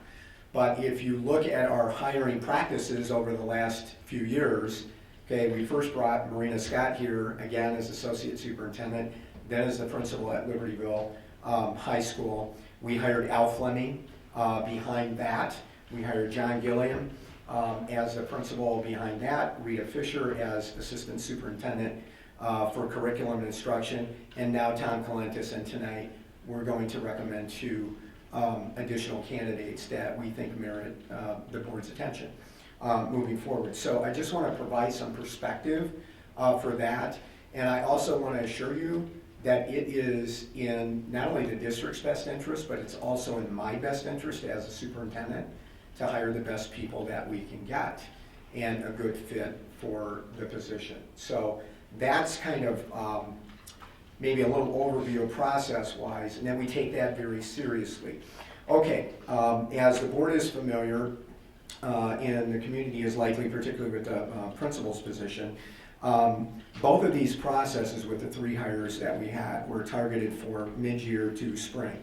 Our first priority was on the principal's position because we live and die by the quality of our high school principal. So we concentrated on the search that eventually brought us Tom Calentes first, our time and energy, and during that process, in early February, we began the parallel processes for the associate superintendent and assistant superintendent for finance positions, targeted on our original timeline for the April 24th board meeting.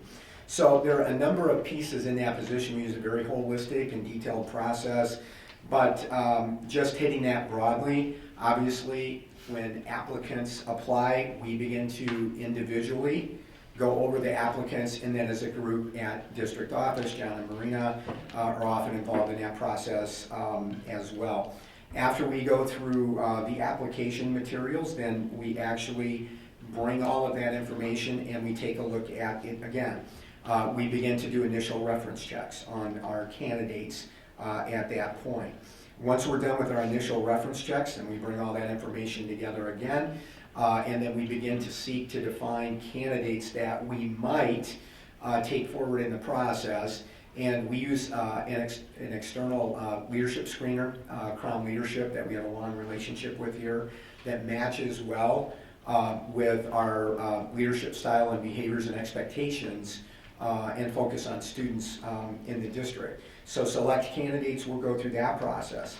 After that process, then we once again do a review of everything from A through F in the process, and then we will name candidates to go forward to in a more extensive group interview process in the future. That's an integrated interview process. In this case, there were 2 teams of 12 people that were made up of people that have knowledge of those positions and interact with those positions on a regular basis, including our building administrators, including teachers and support staff that have a great deal of interaction and work with those 2 positions.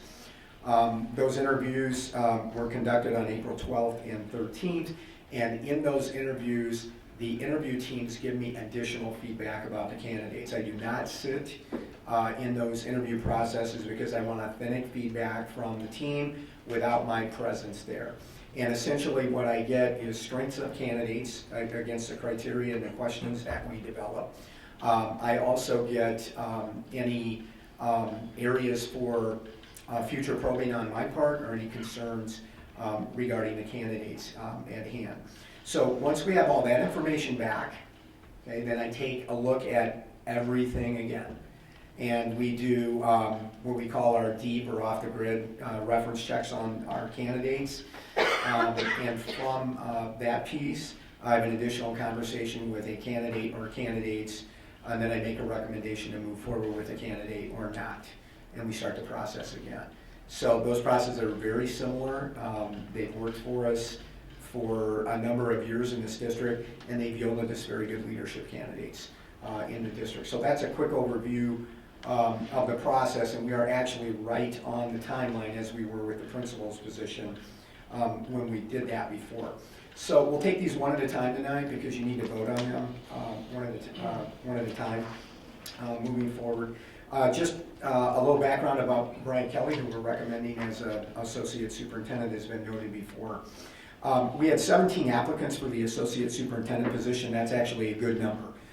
It's a very unique, kind of an unusual position because it covers a lot of ground. And so that's actually a good number of applicants for the position. Bryant has his bachelor's degree in engineering from the University of Illinois at Urbana-Champaign. He has a master's degree in educational instructional technology from the University of Illinois at Urbana-Champaign. He has a master's degree in educational leadership and administration from Northern Illinois University.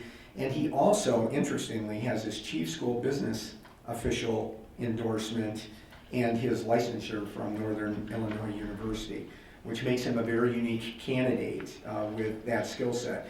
Bryant worked for the Platford Corporation as a construction manager for several years before he became went back to school and became a mathematics teacher and coach at Libertyville High School, where he spent his formative years, if you will, in the district, and he's been the athletic director now for more than 11 years. Bryant is also serving this year as the president, elected president of the Illinois Athletic Directors Association, which is a statewide organization, obviously, of all the high schools in the state. Bryant has been a part of the District 1 leadership team for his whole tenure as an athletic director. He's also a part of Marina's building leadership team.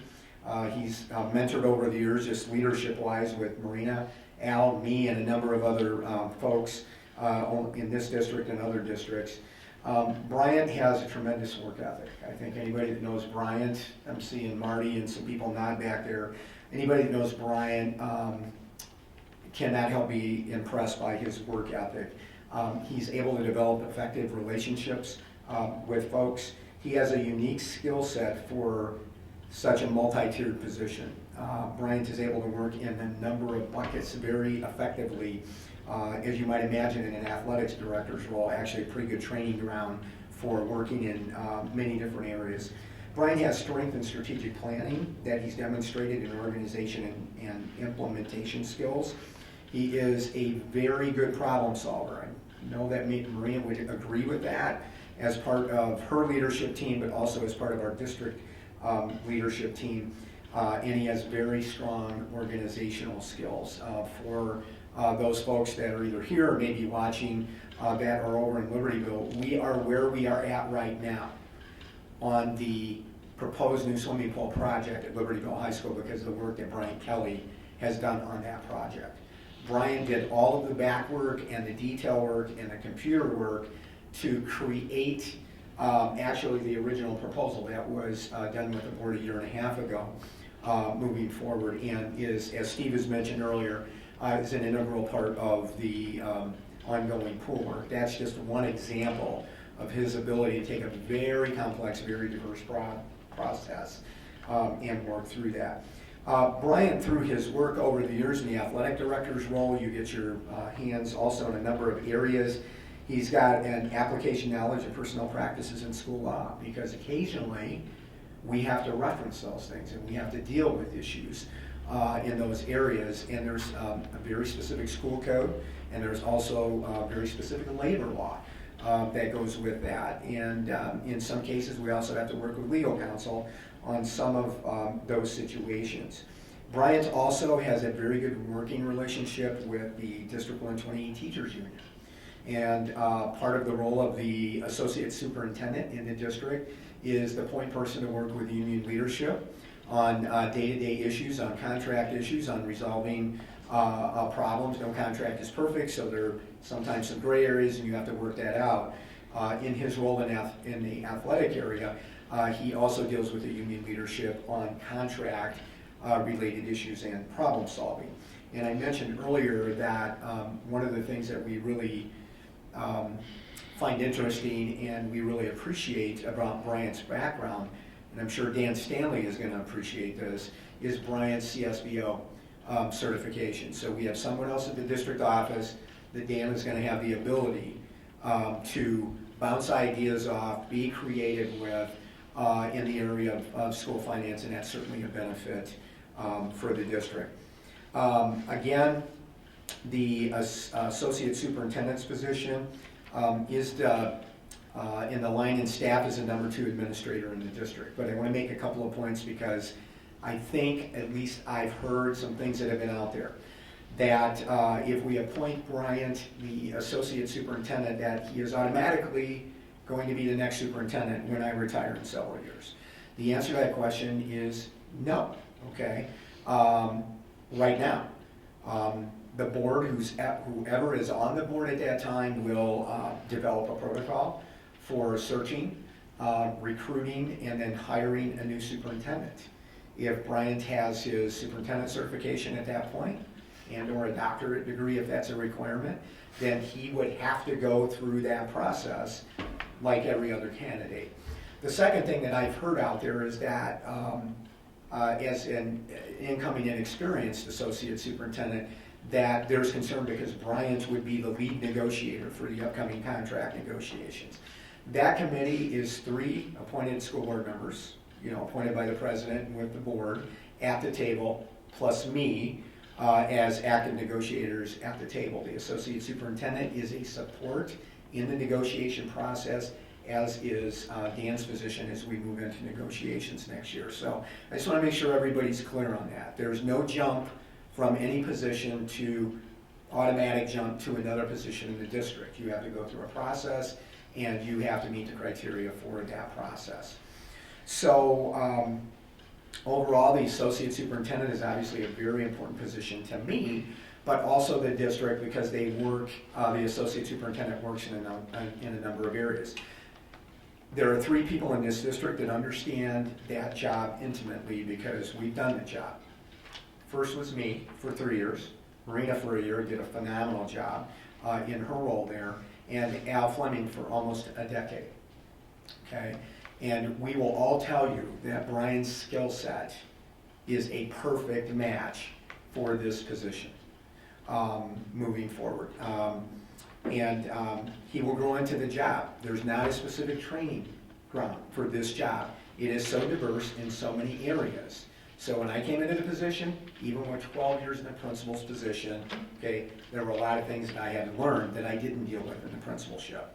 And other things I knew because I did deal with in the principalship. So it is a position that we grow into over a period of time. But you have to have somebody that enjoys learning. And as I told Al Fleming when we hired him, your day will never be the same day twice, Marina, right? In that particular role. In fact, many of the same days will not be the same day during the same day. And that's one of the things I think we all find interesting about the position because you're working in a lot of different areas, but that requires a very unique skill set. So with that said, as an overview on Bryant, I recommend that the board hire Bryant Kelly.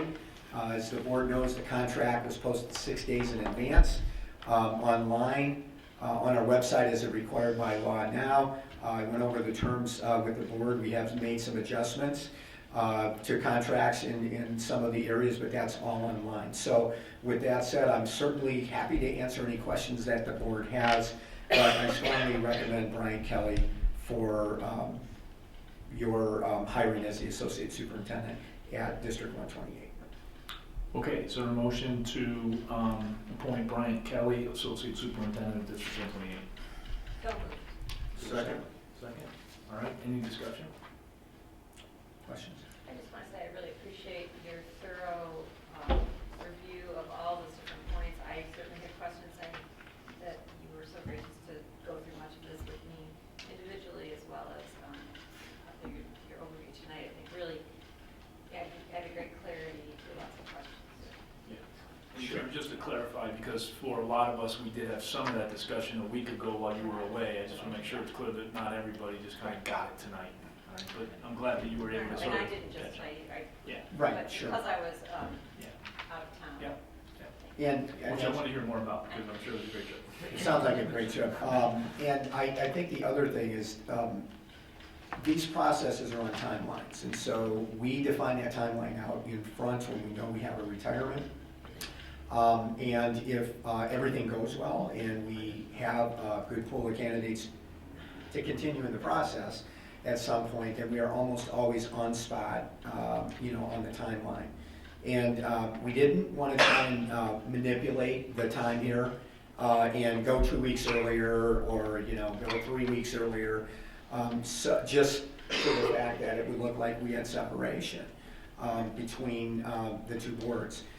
And for the community, the board has been apprised of all 3 of these processes from the get-go. I have updated them along the way at either committee meetings or maybe once or twice in closed session, certainly a couple of weeks ago, as we got closer to making a recommendation. So thank you for your patience, but I want everyone to know that we are all in this together. So for Anna and other folks that are very concerned about this, it is a partnership. At the end of the day, we all love our high schools.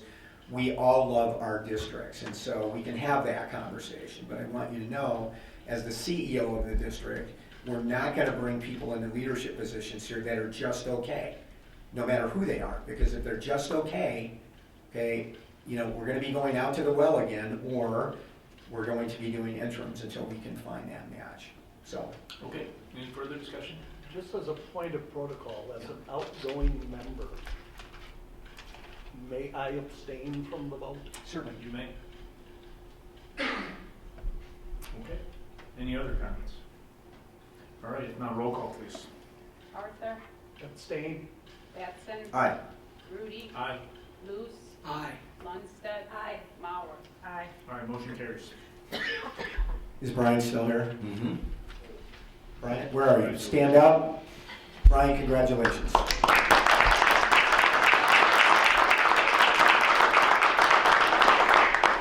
Now the work begins. So thank you. Okay, next up is Dan Stanley. Same parallel process, so I won't, repeat all of that again. Dan Stanley is Assistant Superintendent of Finance and CSBO, again, which stands for Chief School Business Official, which is the licensure that our finance or business people have. We had 25 applicants for the Assistant Superintendent for Finance. Again, numbers in the ballpark. They're a good pool of candidates like we did for Associate Superintendent. Dan has a bachelor's degree in business management and accounting from the University of Wisconsin at Parkside. He has a master's degree in school business management from Northern Illinois University. Dan is currently the Assistant Superintendent for Finance CSBO at Lincolnshire District 103, which is just south of us here, and is one of the main feeders into Stevenson High School. Dan has also served as the Business Manager and Human Resources Director at Winthrop Harbor District 1, which is just north of us up on the lakefront, and started his career out of college as a mutual fund manager at U.S. Bank.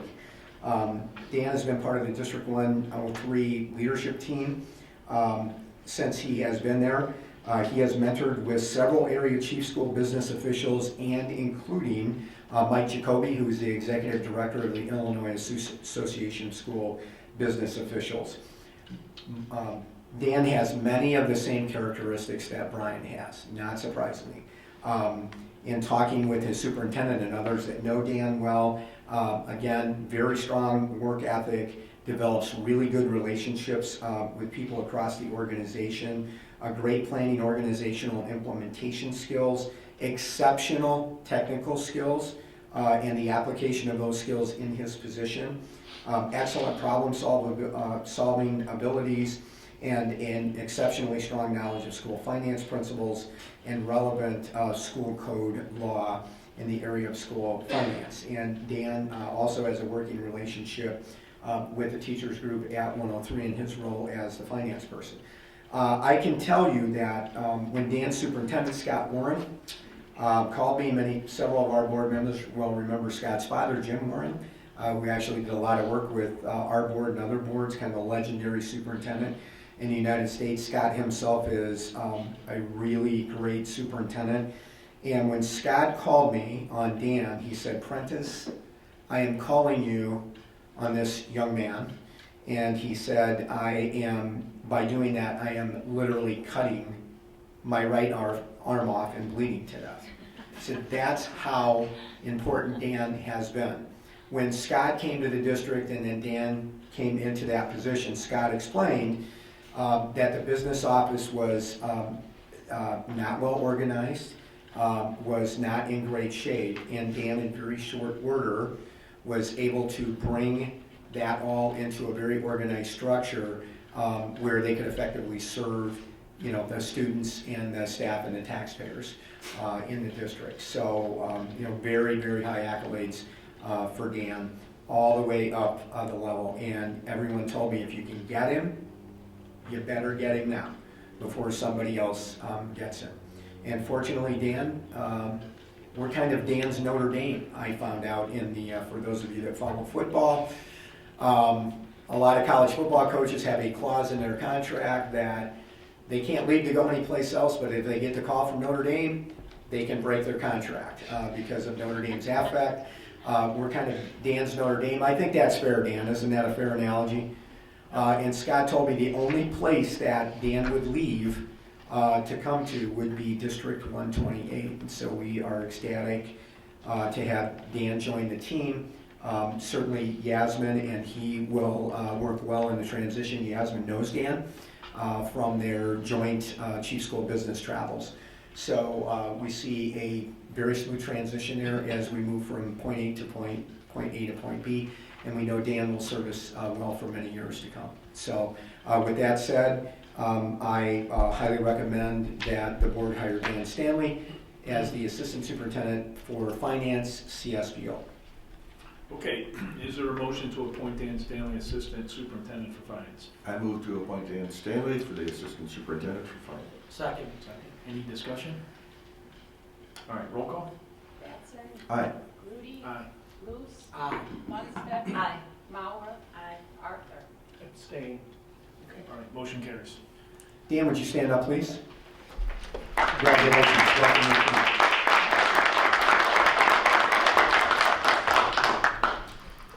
Okay, next up on the superintendent's agenda is Finance 101, and we just want to report out to the community. We had our final School Finance 101 last week at the Village Hall at Libertyville. That's 3 that we did during the year. We had about 15 people there. We got about a third or halfway through the slides in the presentation, and then had some spirited discussion, questions and answers along the way. We did have several people after that evening and then the following day contact us that really wanted to see the rest of the slides, or at least see them and have some conversation. So we've indicated to those folks, if they get a hold of us, we'll certainly get them the slides. If they'd like to come in and talk to us individually in a small group, Yasmin and I will be happy to do that moving forward. So, and we'll review whether we continue to make the rounds. We are unique in that regard. We don't know anybody else that's doing that in such an organized way. So it's one other way to continue to be transparent, and also to attempt to go out and talk to the public. Mark, you want to give us a quick update on Brainerd Memorial? Yes, we're working on construction documents right now, so we can bid the memorial. We're finalizing the plaque, and I'm working on prices for bronze plaque, and finalizing our paperwork so we can take it to the village appearance review committee for approval. One plaque or 2? What do we end up with? One plaque. One large One large plaque one. and a setter on the other side, yes. Okay. So, one other note, because Scott and I had maybe a conversation actually at that committee meeting, but Scott had indicated to me that he had run into Terry Wetler and had a conversation with him, and Terry indicated that there may be some contractors that might be willing to donate the labor for that, which of course would be totally welcome and would reduce the price for that. So I contacted Terry, and Terry indicated that there might be a few people that might be willing to do that. So Terry's going to get back to me. That would be great if we could get some, donated services there. That would be wonderful moving forward. If the contractor does a reduced cost, based on what we know, they still have to pay prevailing wage. It is what it is. Okay, so they're still going to have to pay their employees prevailing wage, to do that. So. I think it's still a cool opportunity, and it would still be somewhat cost effective for us to do that. So assuming that Terry will be back to me if he is able to connect, and always we like the partnerships that we have with. Did he say when? He didn't. Scott, we connected probably last week or maybe the week before. So I'll see Terry someplace here in the next couple of weeks. And yeah, I don't know if we can get there or not, but it would be nice to get that done for the 100th. I think that's the goal. To have that there for that event. And if we can get through approval and get that done, I think it's going to look real nice. And with the kind of the accoutrements from the building that are going to be in there, so that'll be our goal. And I know Terry is interested in having it done before then too. So we'll keep working with the village, and we've got a good relationship with them and Vernon Hills. Illinois 100th legislature. That's what's going on in Springfield right now, and between now and the end of May 31st is the sprint to the end of the year to see if we can get a budget done. I do want to report out to the community, there's a little over 400 superintendents who have signed on to a petition to our legislators and the governor that basically asks them to pass an Illinois budget.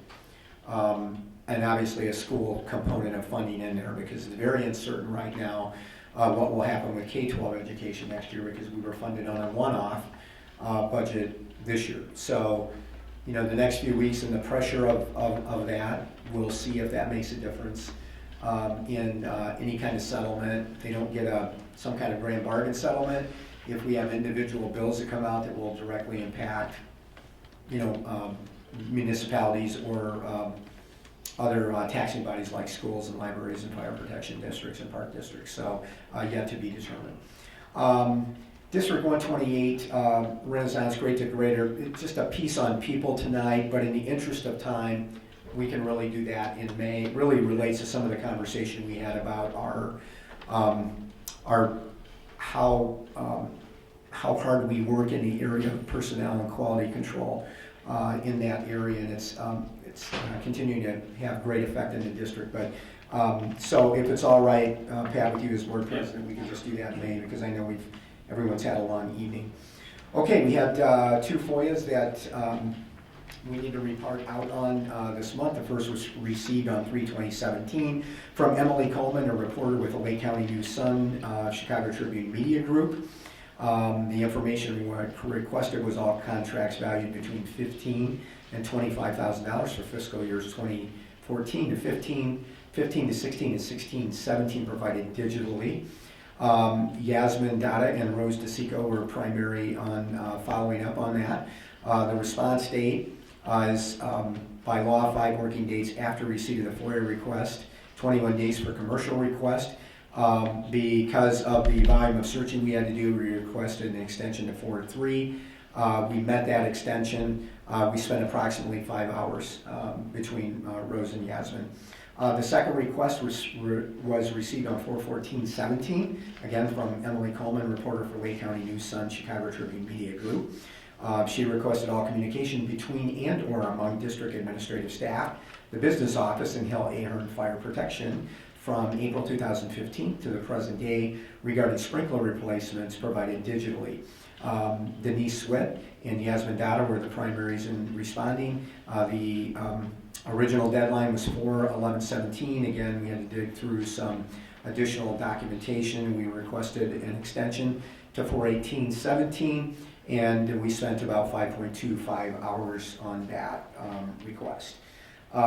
We had 1 donation acknowledgement this month. We want to thank the Exxon Mobil Gas and Snack at 1790 North Milwaukee Avenue. We want to acknowledge their donation of $500 on February 22nd for math and science programs at Libertyville High School. So we appreciate that donation, and I know that Marina and the math and science teacher is listed, was reviewed earlier this month in the committee. I'd ask for a motion to approve the consent vote agenda as listed. I'd like to amend it first. Yeah. We want to amend A, approval of regular. Yeah, go ahead.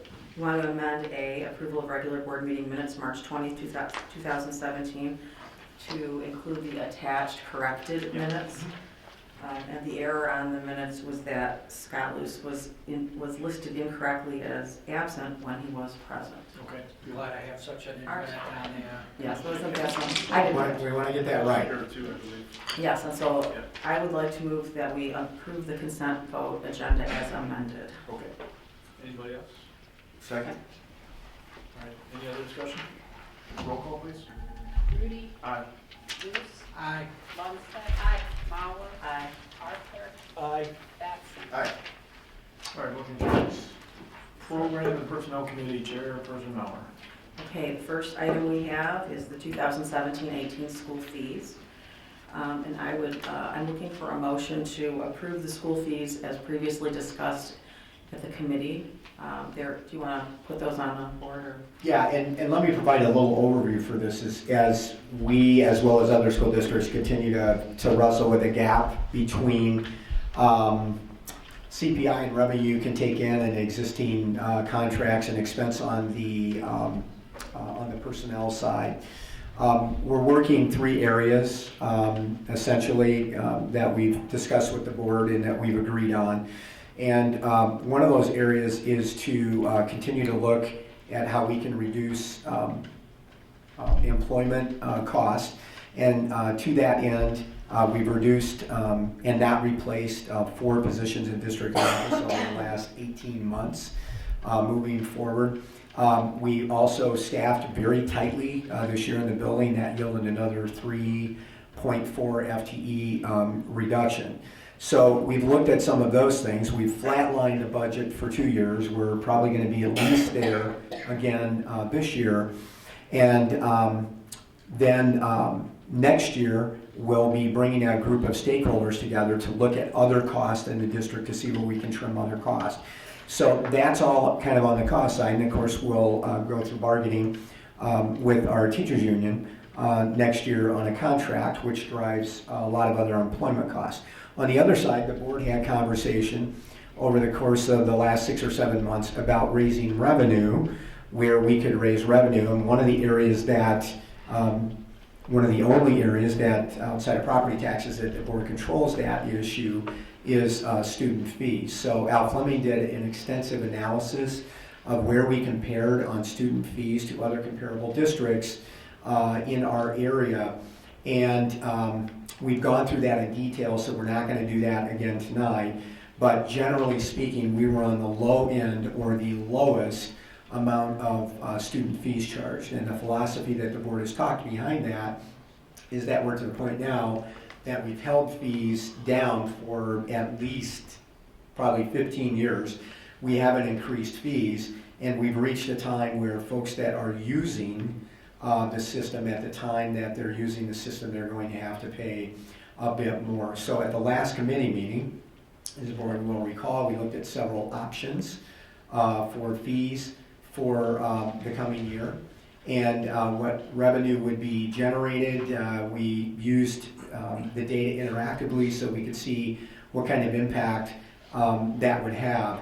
And so the fees that we are recommending for 17-18, you will see on the first line in kind of the light blue, is what we're charging this year. And this is where we ended up after our discussion with the board at committee meetings 2 weeks ago. So based on that and that conversation with you and your comfort level with that, I think that would be the recommendation for setting fees for next year, and then we'll review that every year.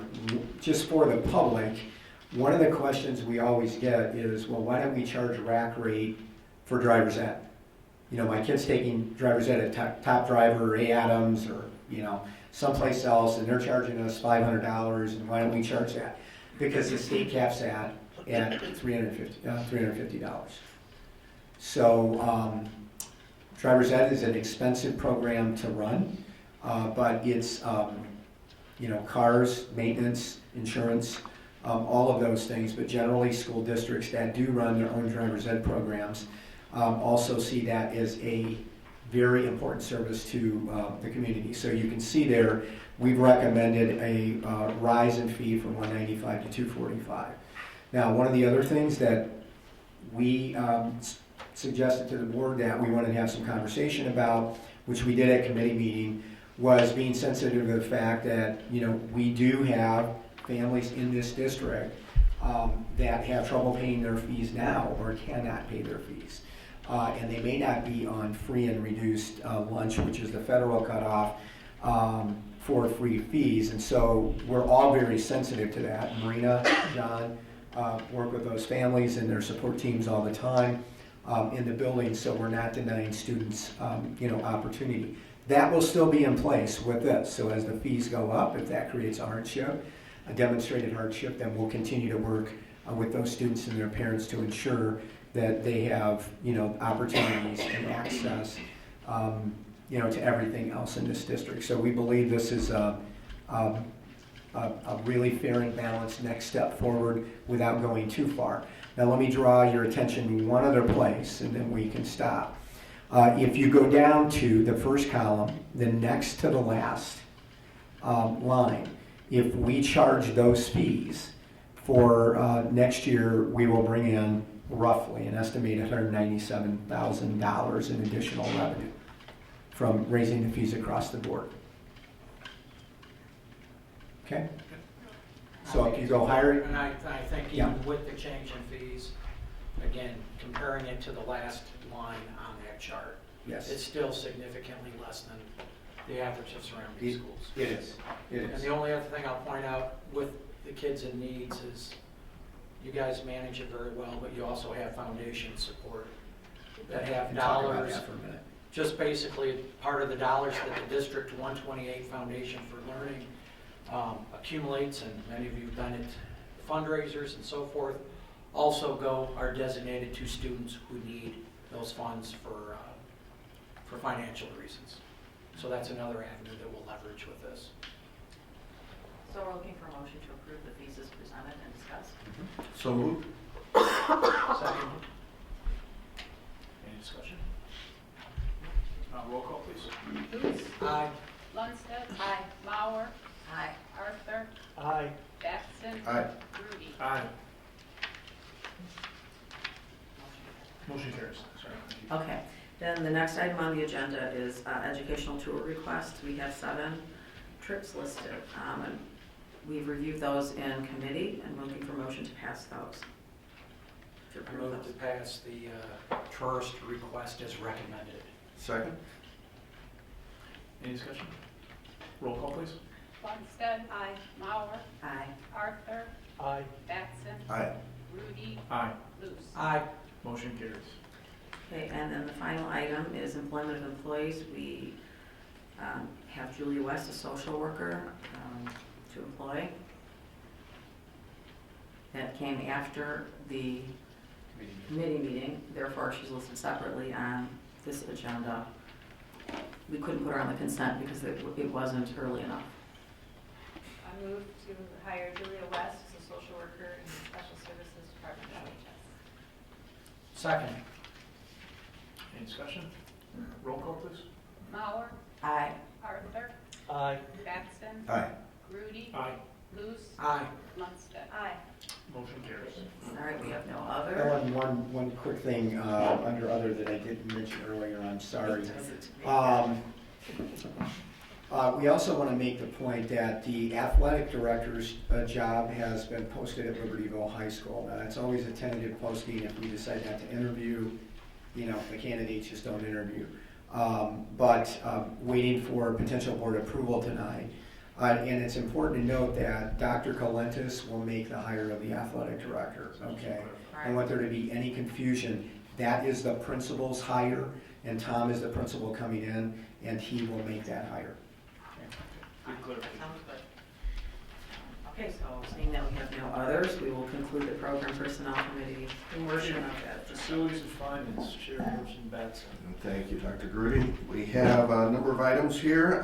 First up is the website compliance service provider to be in compliance with ADA. And I think we have some background information on that. Here earlier. I'm still here. Come on, Nick. He's back there working on something. He's actually doing technology. Imagine No, that. Our new website Does he need to design be on mic? recommendation is Mick, for- come up, you need to be on mic as well. Okay.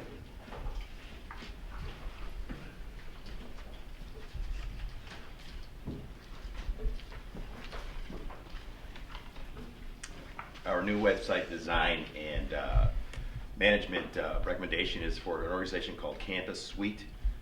It's a 3-year contract for $15,864 that includes the full design, build, and launch then of 3 websites, D128.org, LHSWildcats.org, and VHHSCougars.org. It also includes a full content management system that would allow all of our teachers, coaches, and other related stakeholders to be able to create and manage their own web pages within our sites. And it now includes a unique ADA service plan that would incorporate a site monitoring and reporting service that will ensure that all of our pages remain ADA compliant. So that is our recommendation for Campus Suite. Suite. So Nick, and I know we talked about this in the committee meeting, but maybe just to clarify, this is not really an optional thing for us. We actually have to do this to upgrade our website. So if you could just clarify that. Yeah, there has been some new legislation that requires now that all government organizations provide compliance for their websites so that persons with hearing or sight impairments would be able to navigate, to be able to interact with information on the sites. For most of us, it would be purely transparent, but to someone with a disability who uses a type of assistive technology to interact with web content over the internet, it would make a world of difference. And so that certainly is something that's going to be a requirement of all school districts moving forward. And so we're lucky to be on the forefront of that. Okay. We have a motion to. I move to accept the ADA website service provider as proposed. Second. Any other comments or questions? Okay, can we have a roll call, please? Arthur? Aye. Batson? Aye. Rudy? Aye. Luce? Aye. Lundstedt? Aye. Mauer? Okay, motion passes. We have number B on the agenda here is the LHS Pool Construction Management Contract Update, so a very, very brief. Very briefly, Very we brief finally update. have all negotiations done. We're putting the contract in its final format, and we'll have it for approval for you in May. So everything's done. Okay, great. So we'll be going through that committee then in depth, or is that the plan? Yes, we will present it to you for your review and see if you have any concerns or questions, and then present it to the board for approval. Thank you. We have a number of bid recommendations here. The first one being elevator modernization at both high schools. Okay. A proposed motion by the Board of Education. The Board of Education accept the base bid of $239,000. Alternate bid number 1 of $125,500, and alternate bid 2 of $119,500 from Suburban Elevator, East Dundee, Illinois, in a combined amount of $483,000 for the Libertyville High School and Vernon Hills High School elevator modernization project. Okay, a little background. This project involves modernizing LHS elevator car number 1, its interior, the doors, equipment controls, replaces landing doors, equipment and controls for the Vernon Hills service elevator, and upgrades of the equipment and controls for LHS elevator number 4 and Vernon Hills elevator number 1. The controls in the elevators were all installed in 1999, and the modules for these controls are no longer being manufactured. 5 contractors attended the mandatory pre-bid meeting, and we received 2 bids.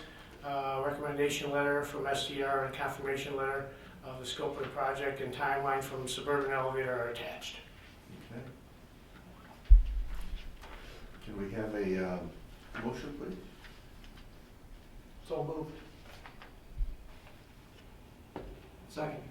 Okay. Any comments or additional questions? Okay. Roll call. Batson? Aye. Rudy? Aye. Luce? Aye. Lundstedt? Aye. Mauer? Aye. Arthur? Aye. Okay, next on the agenda, summer asbestos abatement on some ongoing work at our high schools, actually Libertyville High School for asbestos abatement. Okay. Proposed motion by the Board of Education that the Board of Education accept the base bid of $32,300 and alternate bid of $9,000 from ARC Environmental Incorporated, Chicago, Illinois, and a combined amount of $41,300 for the Libertyville High School 2017 abatement work. This project requires removal of carpeting and abatement of VCT floor tile and tile adhesive in Libertyville High School rooms number 149, 150, 151, 173, and 155. 17 contractors attended the mandatory pre-bid meeting, and we received 11 bids. recommendation letter from our consultant PSI, and confirmation of scope, project scope, and from ARC Environmental are attached.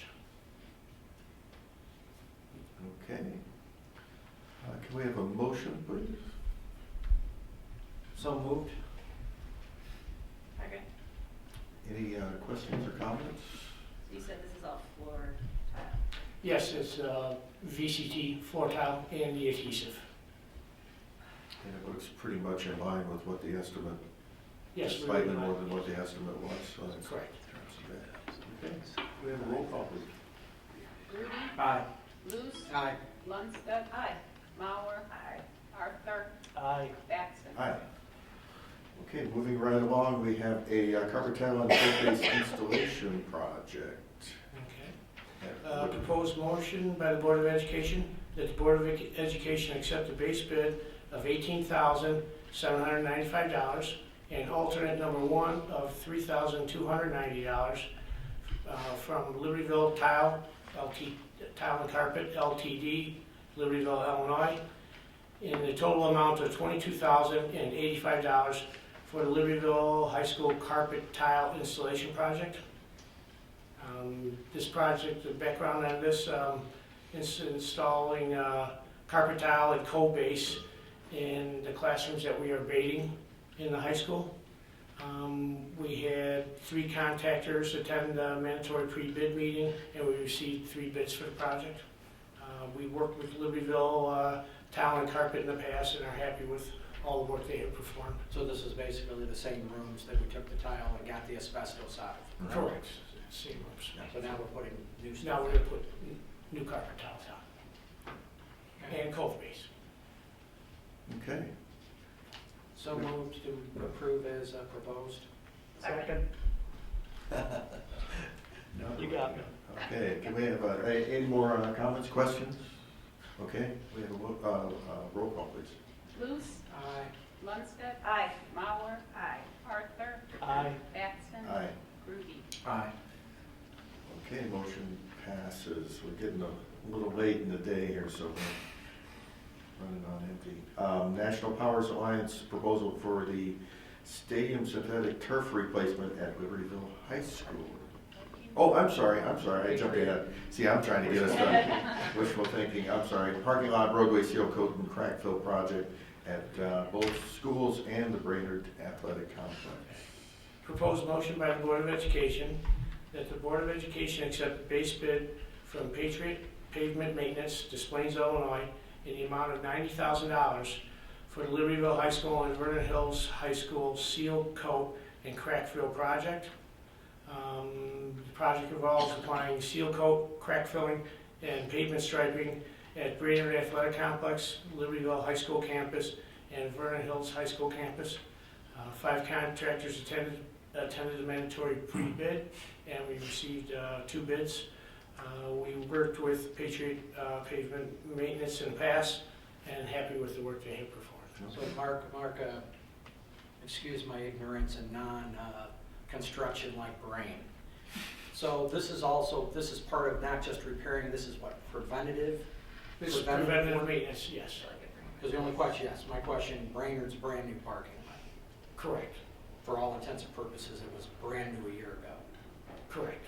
So this is customary stuff that was sealant, that is used, that is standard to be used. Yes, I just want to make sure. we start to develop cracks, so we will fill the cracks and we will seal coat the pavement.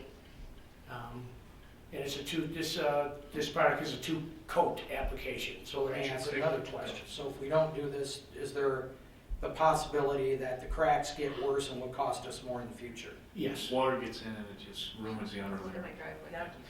It's like maintaining your driveway. All right, just want to, Brainerd's Brainerd, didn't expect to be doing a lot on Brainerd parking lot. Yeah. Correct. Fair question. Okay. So, did we have a motion? We need a motion. Move forward with the proposed sealant stuff.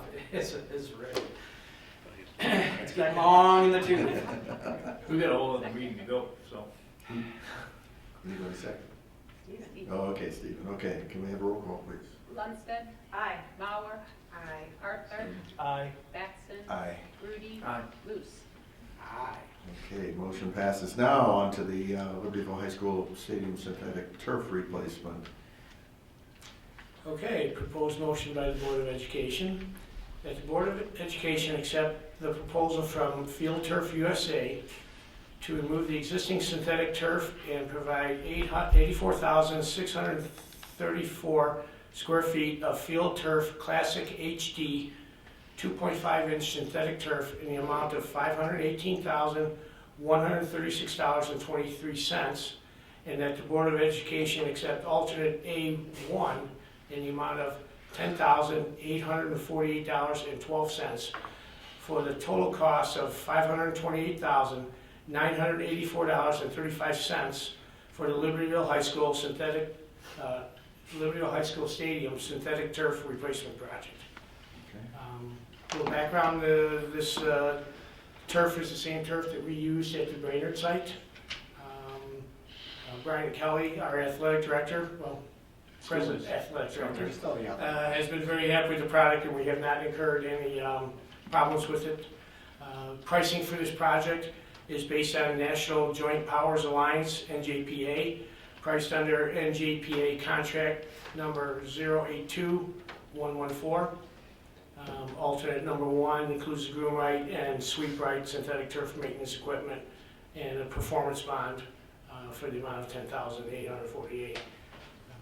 Could you just briefly, and I mean briefly, I was going to ask you. but I think for the purpose of people here, just to understand that what the life expectancy of this turf is, and what is the average life expectancy, and what is the age of the current turf. Okay. For the variety of turf that is down at Libertyville High School right now, when it was put down, the expected life expectancy was 8 years. We have gotten 12 years of use out of it. The field was inspected. All the blades are all curled over. There's high and low spots in the field. So we've gotten 4 years longer use out of the field than was expected originally when it was installed. And you believe the equipment that is being purchased helps maintain it for a longer period of time? Yes, the equipment will help maintain the synthetic turf and extend its life. What would be its extent? Now that it's they've progressed since we put it in 12 years ago, is the expectancy still 8 years, or is it? The expectancy, I believe, is 10 years now, or better. They improved the blade of the turf. So, and then the maintenance equipment is a lot better than what we had originally. I know in our 20-year capital plan, we had replacement dollars. Correct. What's the differential from what we had in and what we're now anticipating? We set aside about $600,000. That's what I thought 600 was the number I had in mind. They set $600,000 for it. We were that good, huh? So we ran longer and 600 we was went exactly under. the number I had in Came mind. under. That's good. And one last question, Mark. Can you just very briefly, at 9:40, explain NJPA? Because you didn't have to bid this out, correct? No, we did not have to bid this out. This is national joint. NJPA is a national contract service. It works the same way as we purchase our vehicles and supplies in the school through our state contracts. And this is the way we purchased the turf when we did the turf at Brainerd. It's basically, they've done bidding already. They've done bidding already, and it's guaranteed pricing. Yeah. They did the Brainerd turf? They did the Brainerd turf, and we purchased it the same way. And one last question. In committee, we talked about you had to shoot the field to make sure we didn't have to do any excavation. Is that done? Yes, we had to, because the field is in the 100-year floodplain, we had to do elevations of it, and we will have to do final elevations once the turf is. So there's no incremental excavation required. This is the total cost of the project. This is total cost of the project. Okay. If you walk on Brainerd, Brian can attest, you walk on Brainerd and walk on Butler, to me, there's a noticeable difference. One's like walking on sponge and the other one's skin. in Toronto carpet. A little hard. Yeah. Okay, can we have a motion, please? So moved. Last one. Second. Any other comments, questions? I hate to ask. Roll call, please. Mauer. Aye. Arthur. Aye. Batson. Aye. Rudy. Aye. Luce. Aye. Munstead. Aye. Anything for other? That concludes the facilities and finance report. Okay, so let me just, that's it. And then, let's see, let's go down the road. No property, no CEDAW, no IASB, correct? Okay. Very clear to me we had a lot of business to transact tonight, okay, even above our 2 hires. It was all business that we had in progress. It was reviewed earlier in the committee, earlier in the month. Hence the reason why I think it's real important for us as an existing board to close that out and finish it before we do the transition. Okay? With that said, I'm going to ask for a motion to adjourn. Then we're going to take a very brief 5-minute break and reconvene quickly. Okay? Is there a motion to adjourn? So moved. Oh, I'm sorry. I take that back. I did not say that. Can I second that, or I don't? You can actually do it. We can actually, go ahead. I'll move. I move we adjourn. Second. Go ahead, Jim. Jim second. Are you seconding it, Jim? Yes. Let's just do it. All right, all in favor? Aye. All right, good night, I everybody. didn't mean to take your, I start the meeting. It's still my board. Don't get carried away. And then we got to do some dice. Hold on. Have you seen this? Wait, hold on. All right, are we ready to go? Do you have one of these guys? I have this. Okay, yep, that's it. All right, we ready? Okay, let's call to order the special meeting of the Board of Education to accept the canvass of votes and reorganize the school board to order. Roll call, please.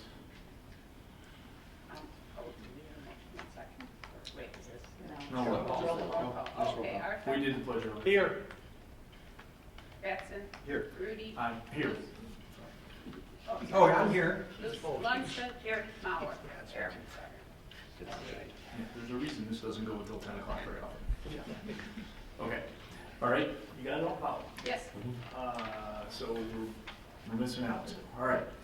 So the agenda, we will have an opportunity for public comment. We will accept the Lake County Clerk canvass of votes from April 4th, 2017. Appoint President and Secretary Pro Tem for reorganization of the board. We will accept comments from board members or administration. We will adjourn the retiring board. Then call to order, have a roll call, and review the agenda for the remainder of the meeting. So I'll stop there. Okay. All right. Is there anybody from the public who would like to speak?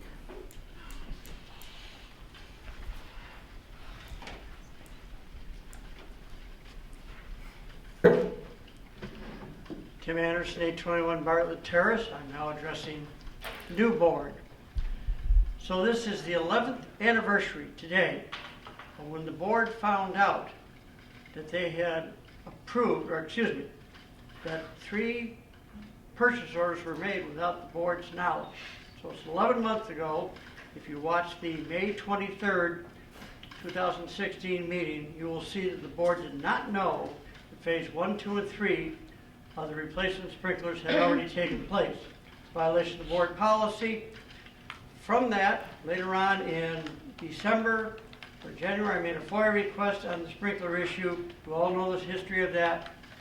From that FOIA request at the January meeting, I suggested there was collusion on the part of the business office with the Hill people on their contracts. I said it was bid stringing.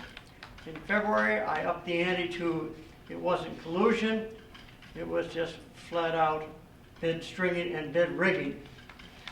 You'll notice the FOIA request is from a Chicago Media Group reporter. Obviously, she has seen the tapes and became aware there's an issue here, so she is working obviously on a story as to the bid rigging and bid stringing. The troubling part for the board is the board's had plenty of knowledge, 11 months to do their own investigation As of January, the board could have done their investigation, January, February, March. We are now into April. The board has made no stand as to the bid rigging and bid stringing. Dan, I hope this gets cleared up, and it may have to take the state's attorney to clear it up for you. I would like you to inherit a clean business office where the bid rigging and bid stringing thing has been resolved. So, that's all for now. Hopefully the board will deal with it before the state's attorney has to deal with it. Thank you. Okay, so now that the new board has been appraised to that issue, any further comments on that, I won't allow. Okay, so again, you can actually also look at the board policies, unless there's new information. The board policies allow anyone from the public to speak for 3 minutes, unless it's an issue that's already been brought to our attention. Okay?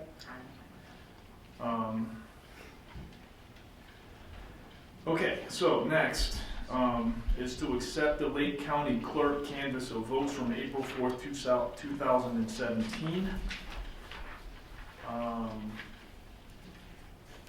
Hang on a minute. I had a whole big sheet. Here it is here. Yeah, there it is. Okay. So I would like to call for a motion to accept the canvass of votes conducted by the Lake County Clerk Carla N. Wyckoff from the nonpartisan school board election of April 4th, 2017. So moved.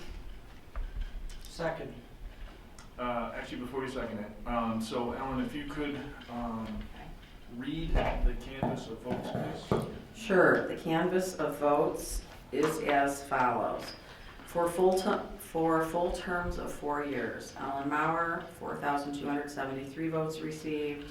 Karen Lundstedt, 4,068 votes received. Patrick Grudy, 3,731 votes received. Kevin Huber, 4,083 votes received. For a remaining term of 2 years, Mackenzie Thurman, 2,911 votes received. There you go. All right, may I have a second to the motion to accept the canvass of votes conducted by Lake County Clerk and proclaim that the following candidates are elected to 4-year terms. Kevin Huber, Pat Grudy, Karen Lundstedt, and Ellen Maurer, and that the following candidate is elected to serve a 2-year term, Mackenzie Thurman. Second. Okay. Roll call, please. Arthur? Aye. Batson? Aye. Grudy? Aye. Luce? Aye. Lundstedt? Aye. Mauer? Aye. All right, the motion carries. All right, now we're going to do the oath of office, if I'm not mistaken. No, not yet. Oh, no, okay, so we got appoint secretary, president and secretary pro tem. So given that you, Jim, and you, Scott, are the 2 existing board members, who would like to be the president pro tem? James? Doesn't matter. And you be the secretary pro tem? Sure. Okay, all right. We're good. Are there any comments from the? We have to vote on that one? Actually, yeah, you do need a motion for that, I'm sorry. Motion. All right, so is there a motion to appoint Jim Batson, President Pro Tem, and Scott Luce, Secretary Pro Tem? Second. Roll call, please. Batson? Aye. Grudy? Aye. Luce? Aye. Lundstedt? Aye. Mauer? Aye. Arthur? Aye. All right, motion carries. All right, any comments from the existing board members of the administration? All right, if not, is there a motion to adjourn the retiring board same day? So moved. Second. Any discussion? Roll call. Grudy? Aye. Luce? Aye. Lundstedt? Aye. Mauer? Aye. Arthur? Aye. Batson? Aye. Okay. Thank you. All right, now, That's James, a you good call chance, the Stephen. board. Okay. Stephen, thank you, yes, you're dismissed. Stephen, you can. Adios. Thank you very much. Don't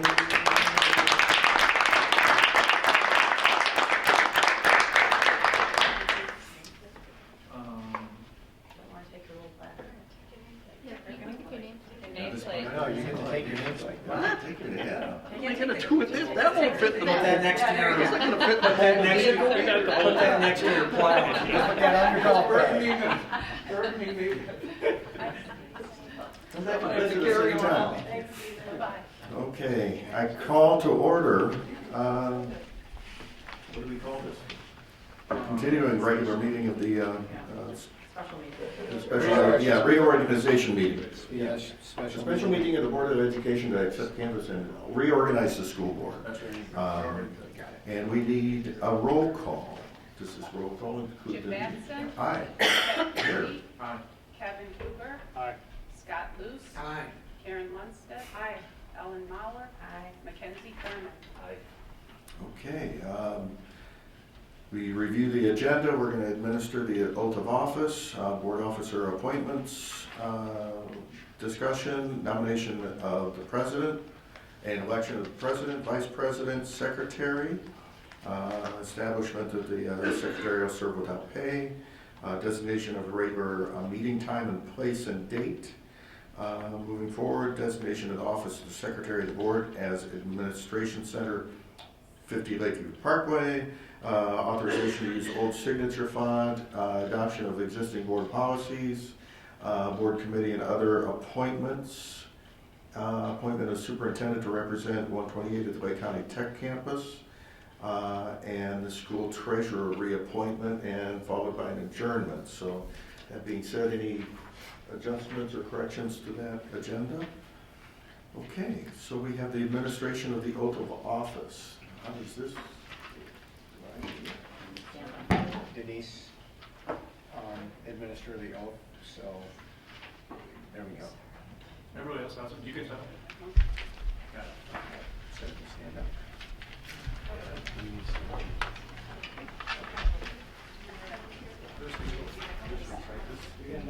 Yes. Well, no, you don't do it, Scott. You have to do Scott. Oh, yeah, I do it. You're right there. Okay, so I think how this is going to go, you raise your right hand, and if we do this all in unison, and when you say your own name, it's going to be, Yes, that'll. but it's okay. I, Mackenzie Thurman, Do solemnly swear that I will faithfully discharge the duties of office of member of the Board of Education of the Community High School District 128 in accordance with the Constitution of the United States, the Constitution of the State of Illinois, and the laws of the State of Illinois to the best of my ability.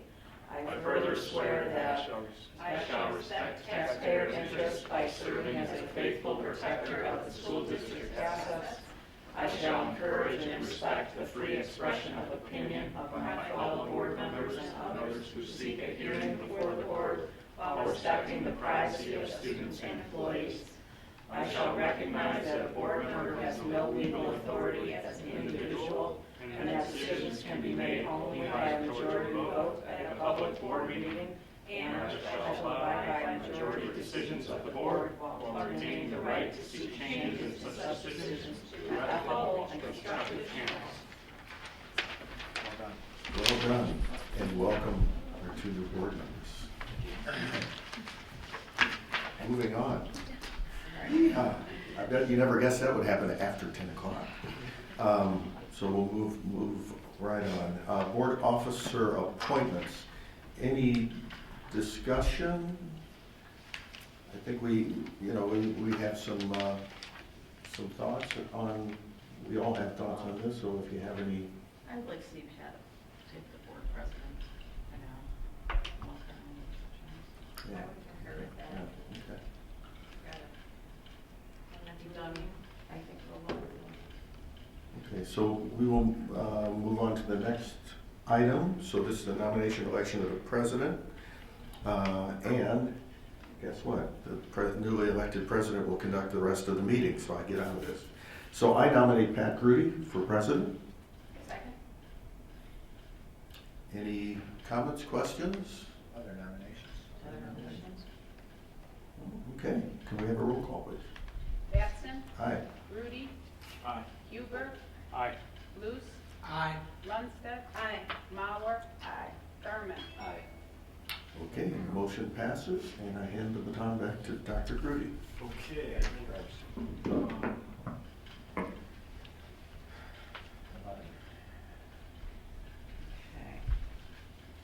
Okay. Are there nominations for vice president? Jim, are you interested in doing it again? Sure. Then I nominate Jim Batson for vice president. All right. Are there any other nominations? Are there any other nominations? One last time. Are there any other nominations? Okay. Motion in a second. No, just need a vote. Okay. Call the vote. Roll call the vote. Rudy? Aye. Huber? Aye. Luce? Aye. Lundstedt? Aye. Mauer? Aye. Thurman? Aye. Batson? Aye. Okay. So Jim Batson is elected Vice President of the Board of Education. Congratulations, sir. Thank you. All right. I'd like a motion to establish the provision that the secretary shall serve without pay. So moved. That has been consistent. Is there a second? Second? Any discussion? All right, roll call, please. Huber? Aye. Luce? Aye. Lundstedt? Aye. Mauer? Aye. Thurman? Aye. Batson? Aye. Rudy? Aye.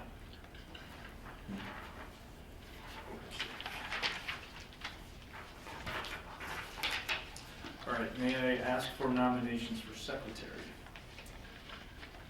Ellen, would you still be willing to do it? I'm willing to, unless someone else wants to. Yes, I'm the secretary. Recommended. I would nominate Ellen Mauer. Second? Are there any other nominations? Any others? Okay, roll call. Luce? Aye. Lundstedt? Aye. Mauer? Aye. Thurman? Aye. Batson? Aye. Rudy? Aye. Huber? Aye. Okay.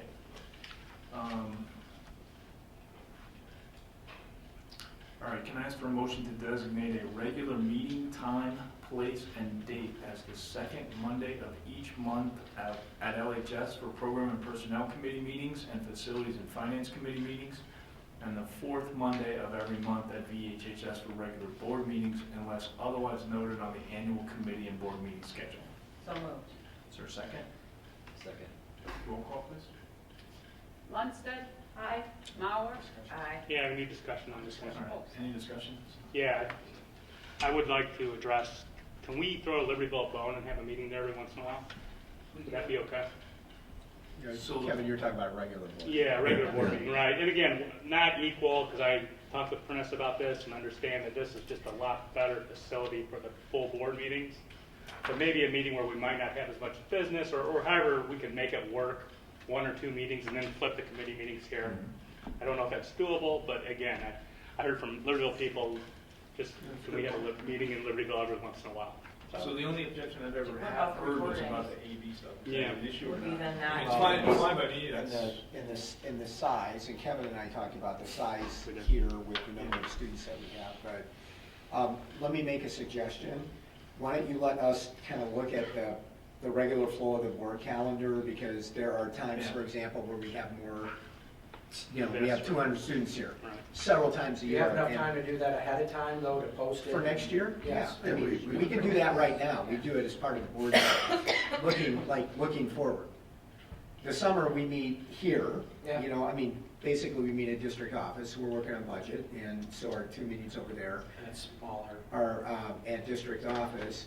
So, Kevin, if it would be okay, we'll look at the kind of the normal flow of the calendar of the business. Denise can go back, we'll go through the thing, and then we can come back at committee meetings, and we'll put this on the agenda for May, P&P or F&F, and then we can look at it and, Absolutely. with However- the idea that we do a couple meetings a year. we'll do it. However, you can, if you can, make it work, it'd be Yeah, appreciated. If you I can. think that's a great No suggestion. worries. I think that's fair, and it's, Oh, let's do it. Again, when I was just told mostly it's, hey, we got also IT issues Yeah, too, yeah, so we do. Mick's gotta figure out what can and can't be done, but it would be nice to do it.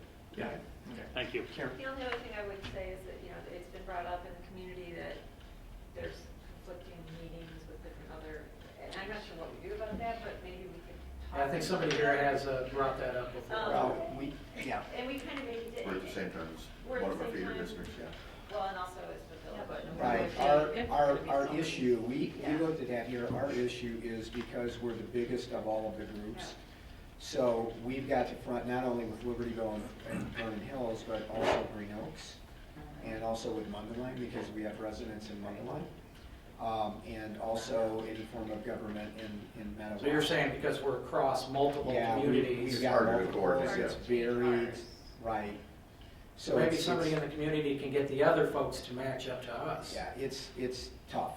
It's just Because tough to make it work. on Because site. again, the gist is, we have to cross What, with so what, many. what are the Libertyville things? They're on Mondays too? Yeah, can we let Because Anna say Vernon Hills one on thing? Tuesdays, so I mean, that's a Is problem. it okay to let Anna say one thing? Hawthorne is Mondays. Is it okay to let Anna say one thing or not? It's brief.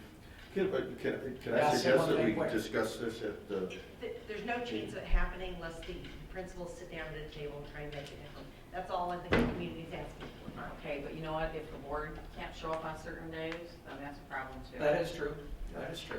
so She's got a board schedule for her job, so does Jim. So do I. I got one unfortunately. today at board meeting. Okay. So. Well, those all needed to can I- be taken into consideration. Yeah, can I suggest that we do, would that be a program personnel topic? We can bring it up. Yeah, let's bring it up and formally deal with it. All right, it's a good discussion. Roll call. Any other discussion? So Kevin, that's okay if we proceed that Yeah. way? We'll just kind of look at the flow, that's okay? Yeah, you want to approve this as is and then Yeah, amend it then we'll later come on? back, yeah, we can always change that. Absolutely. For sure, definitely. Good, we got May, what do we come up, we got May and June, and then we go into the summer, Well, June is in the end. Proposed schedule will be brought to the May meeting. Yeah, for next year. We only have May and June on the current schedule.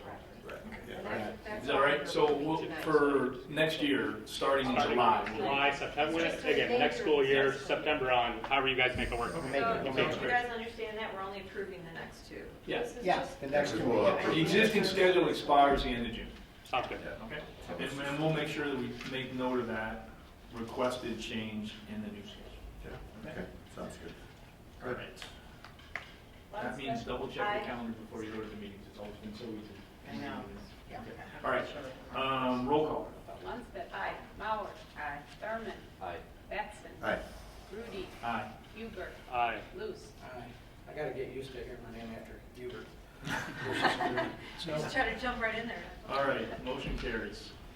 All right, can I have a motion to designate the office of the board secretary as the Administration Center, 50 Lakeview Parkway, Suite 101, Vernon Hills, Illinois, 60061, Monday through Friday, 7:30 to 4. So moved. Second. Any discussion? Roll call, please. Mauer. Aye. Thurman. Aye. Batson. Aye. Rudy. Aye. Huber. Aye. Luce. Aye. Lundstedt. Aye. All right, motion carries. Can I ask for a motion to authorize the administration to use the old signature font and fax stamp until a new one is obtained? Is a new one required? So we don't even need this motion, right? So no need for that one. Okay. Well, do we officially, so we don't have to approve anything there? No. Because we No, are. because There is some they change. won't change it. Yeah, okay. Just double checking, just making sure.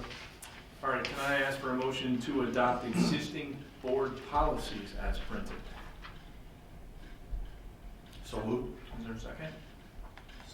Any discussion? Yeah, so why do we do this? Just real quick, why do I have to do it? They haven't changed. Because it's a new board, I think. It's a new board, so you For the just, new board. you just have to adopt the policies as written.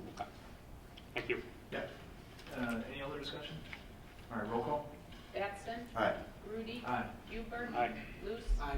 Lundstedt. Aye. Mauer. Aye. Thurman. Aye. Motion carries.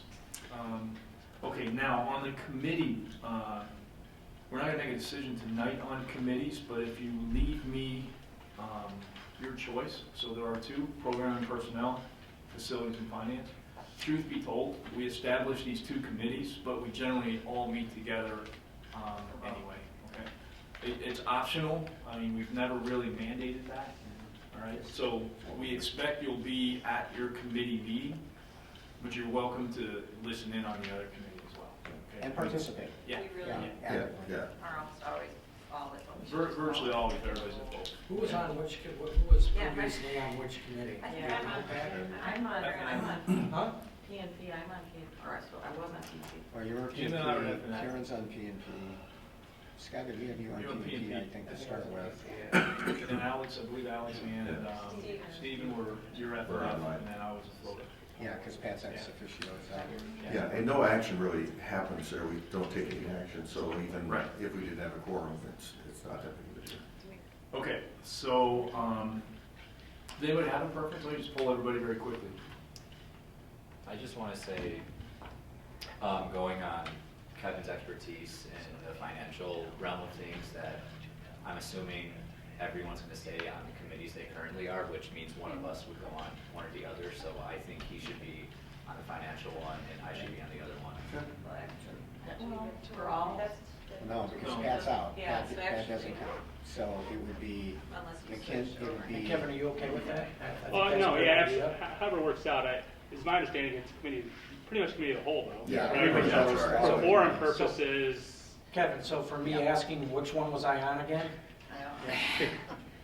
Because you're there, I'm there the whole time. that's what I mean. So at the end of the day, we'll probably be as many, we'll learn as much as we can, so. Yeah, so for. The only way it might work out, I mean, if you guys as F and F wanted to go off and do something, you might go off and do it as F and F, and then you come back and report to the group as a whole. So, I mean, it doesn't happen often. I mean, in the 12 years I've been here, it hasn't happened very often. And I kind of. Yeah, thank you. But I mean, I could imagine actually as we go forward and we're making some of the decisions we want to make, on one hand, we're going to be looking at money, on the other hand, we're going to be looking at programs. So, I mean, I actually think there is a reason that it could be a little different going forward than maybe it has. But, so I wouldn't hesitate to maintain some identity as a committee, okay? But I agree with you, I mean, I like the recommendation, if you're willing to go on finance and you're willing to go on P&P, and then, well, that gives us, yeah, that would be then to you. That's fine, I could go to finance. Okay, so, So let's want to stay, and I can go. Because finance. Pat doesn't, he's not on it. He's So- like ex officio because he's the president, he can go between the two. Yeah. And Right, we so don't, we'll we go don't with vote at the committees, you know, we might usually get consensus around, and then we actually, of course, vote here, so after we have discussion, but we really, I think, for Mackenzie and Kevin is, we talked last week when we had a chance to meet, you know, we value the depth of that discussion and the breadth of the discussion that everybody brings to the table for everything, so just another way to keep it straight. Okay, all right, so we'll finalize that then at, let's see here, at the next board meeting. Okay?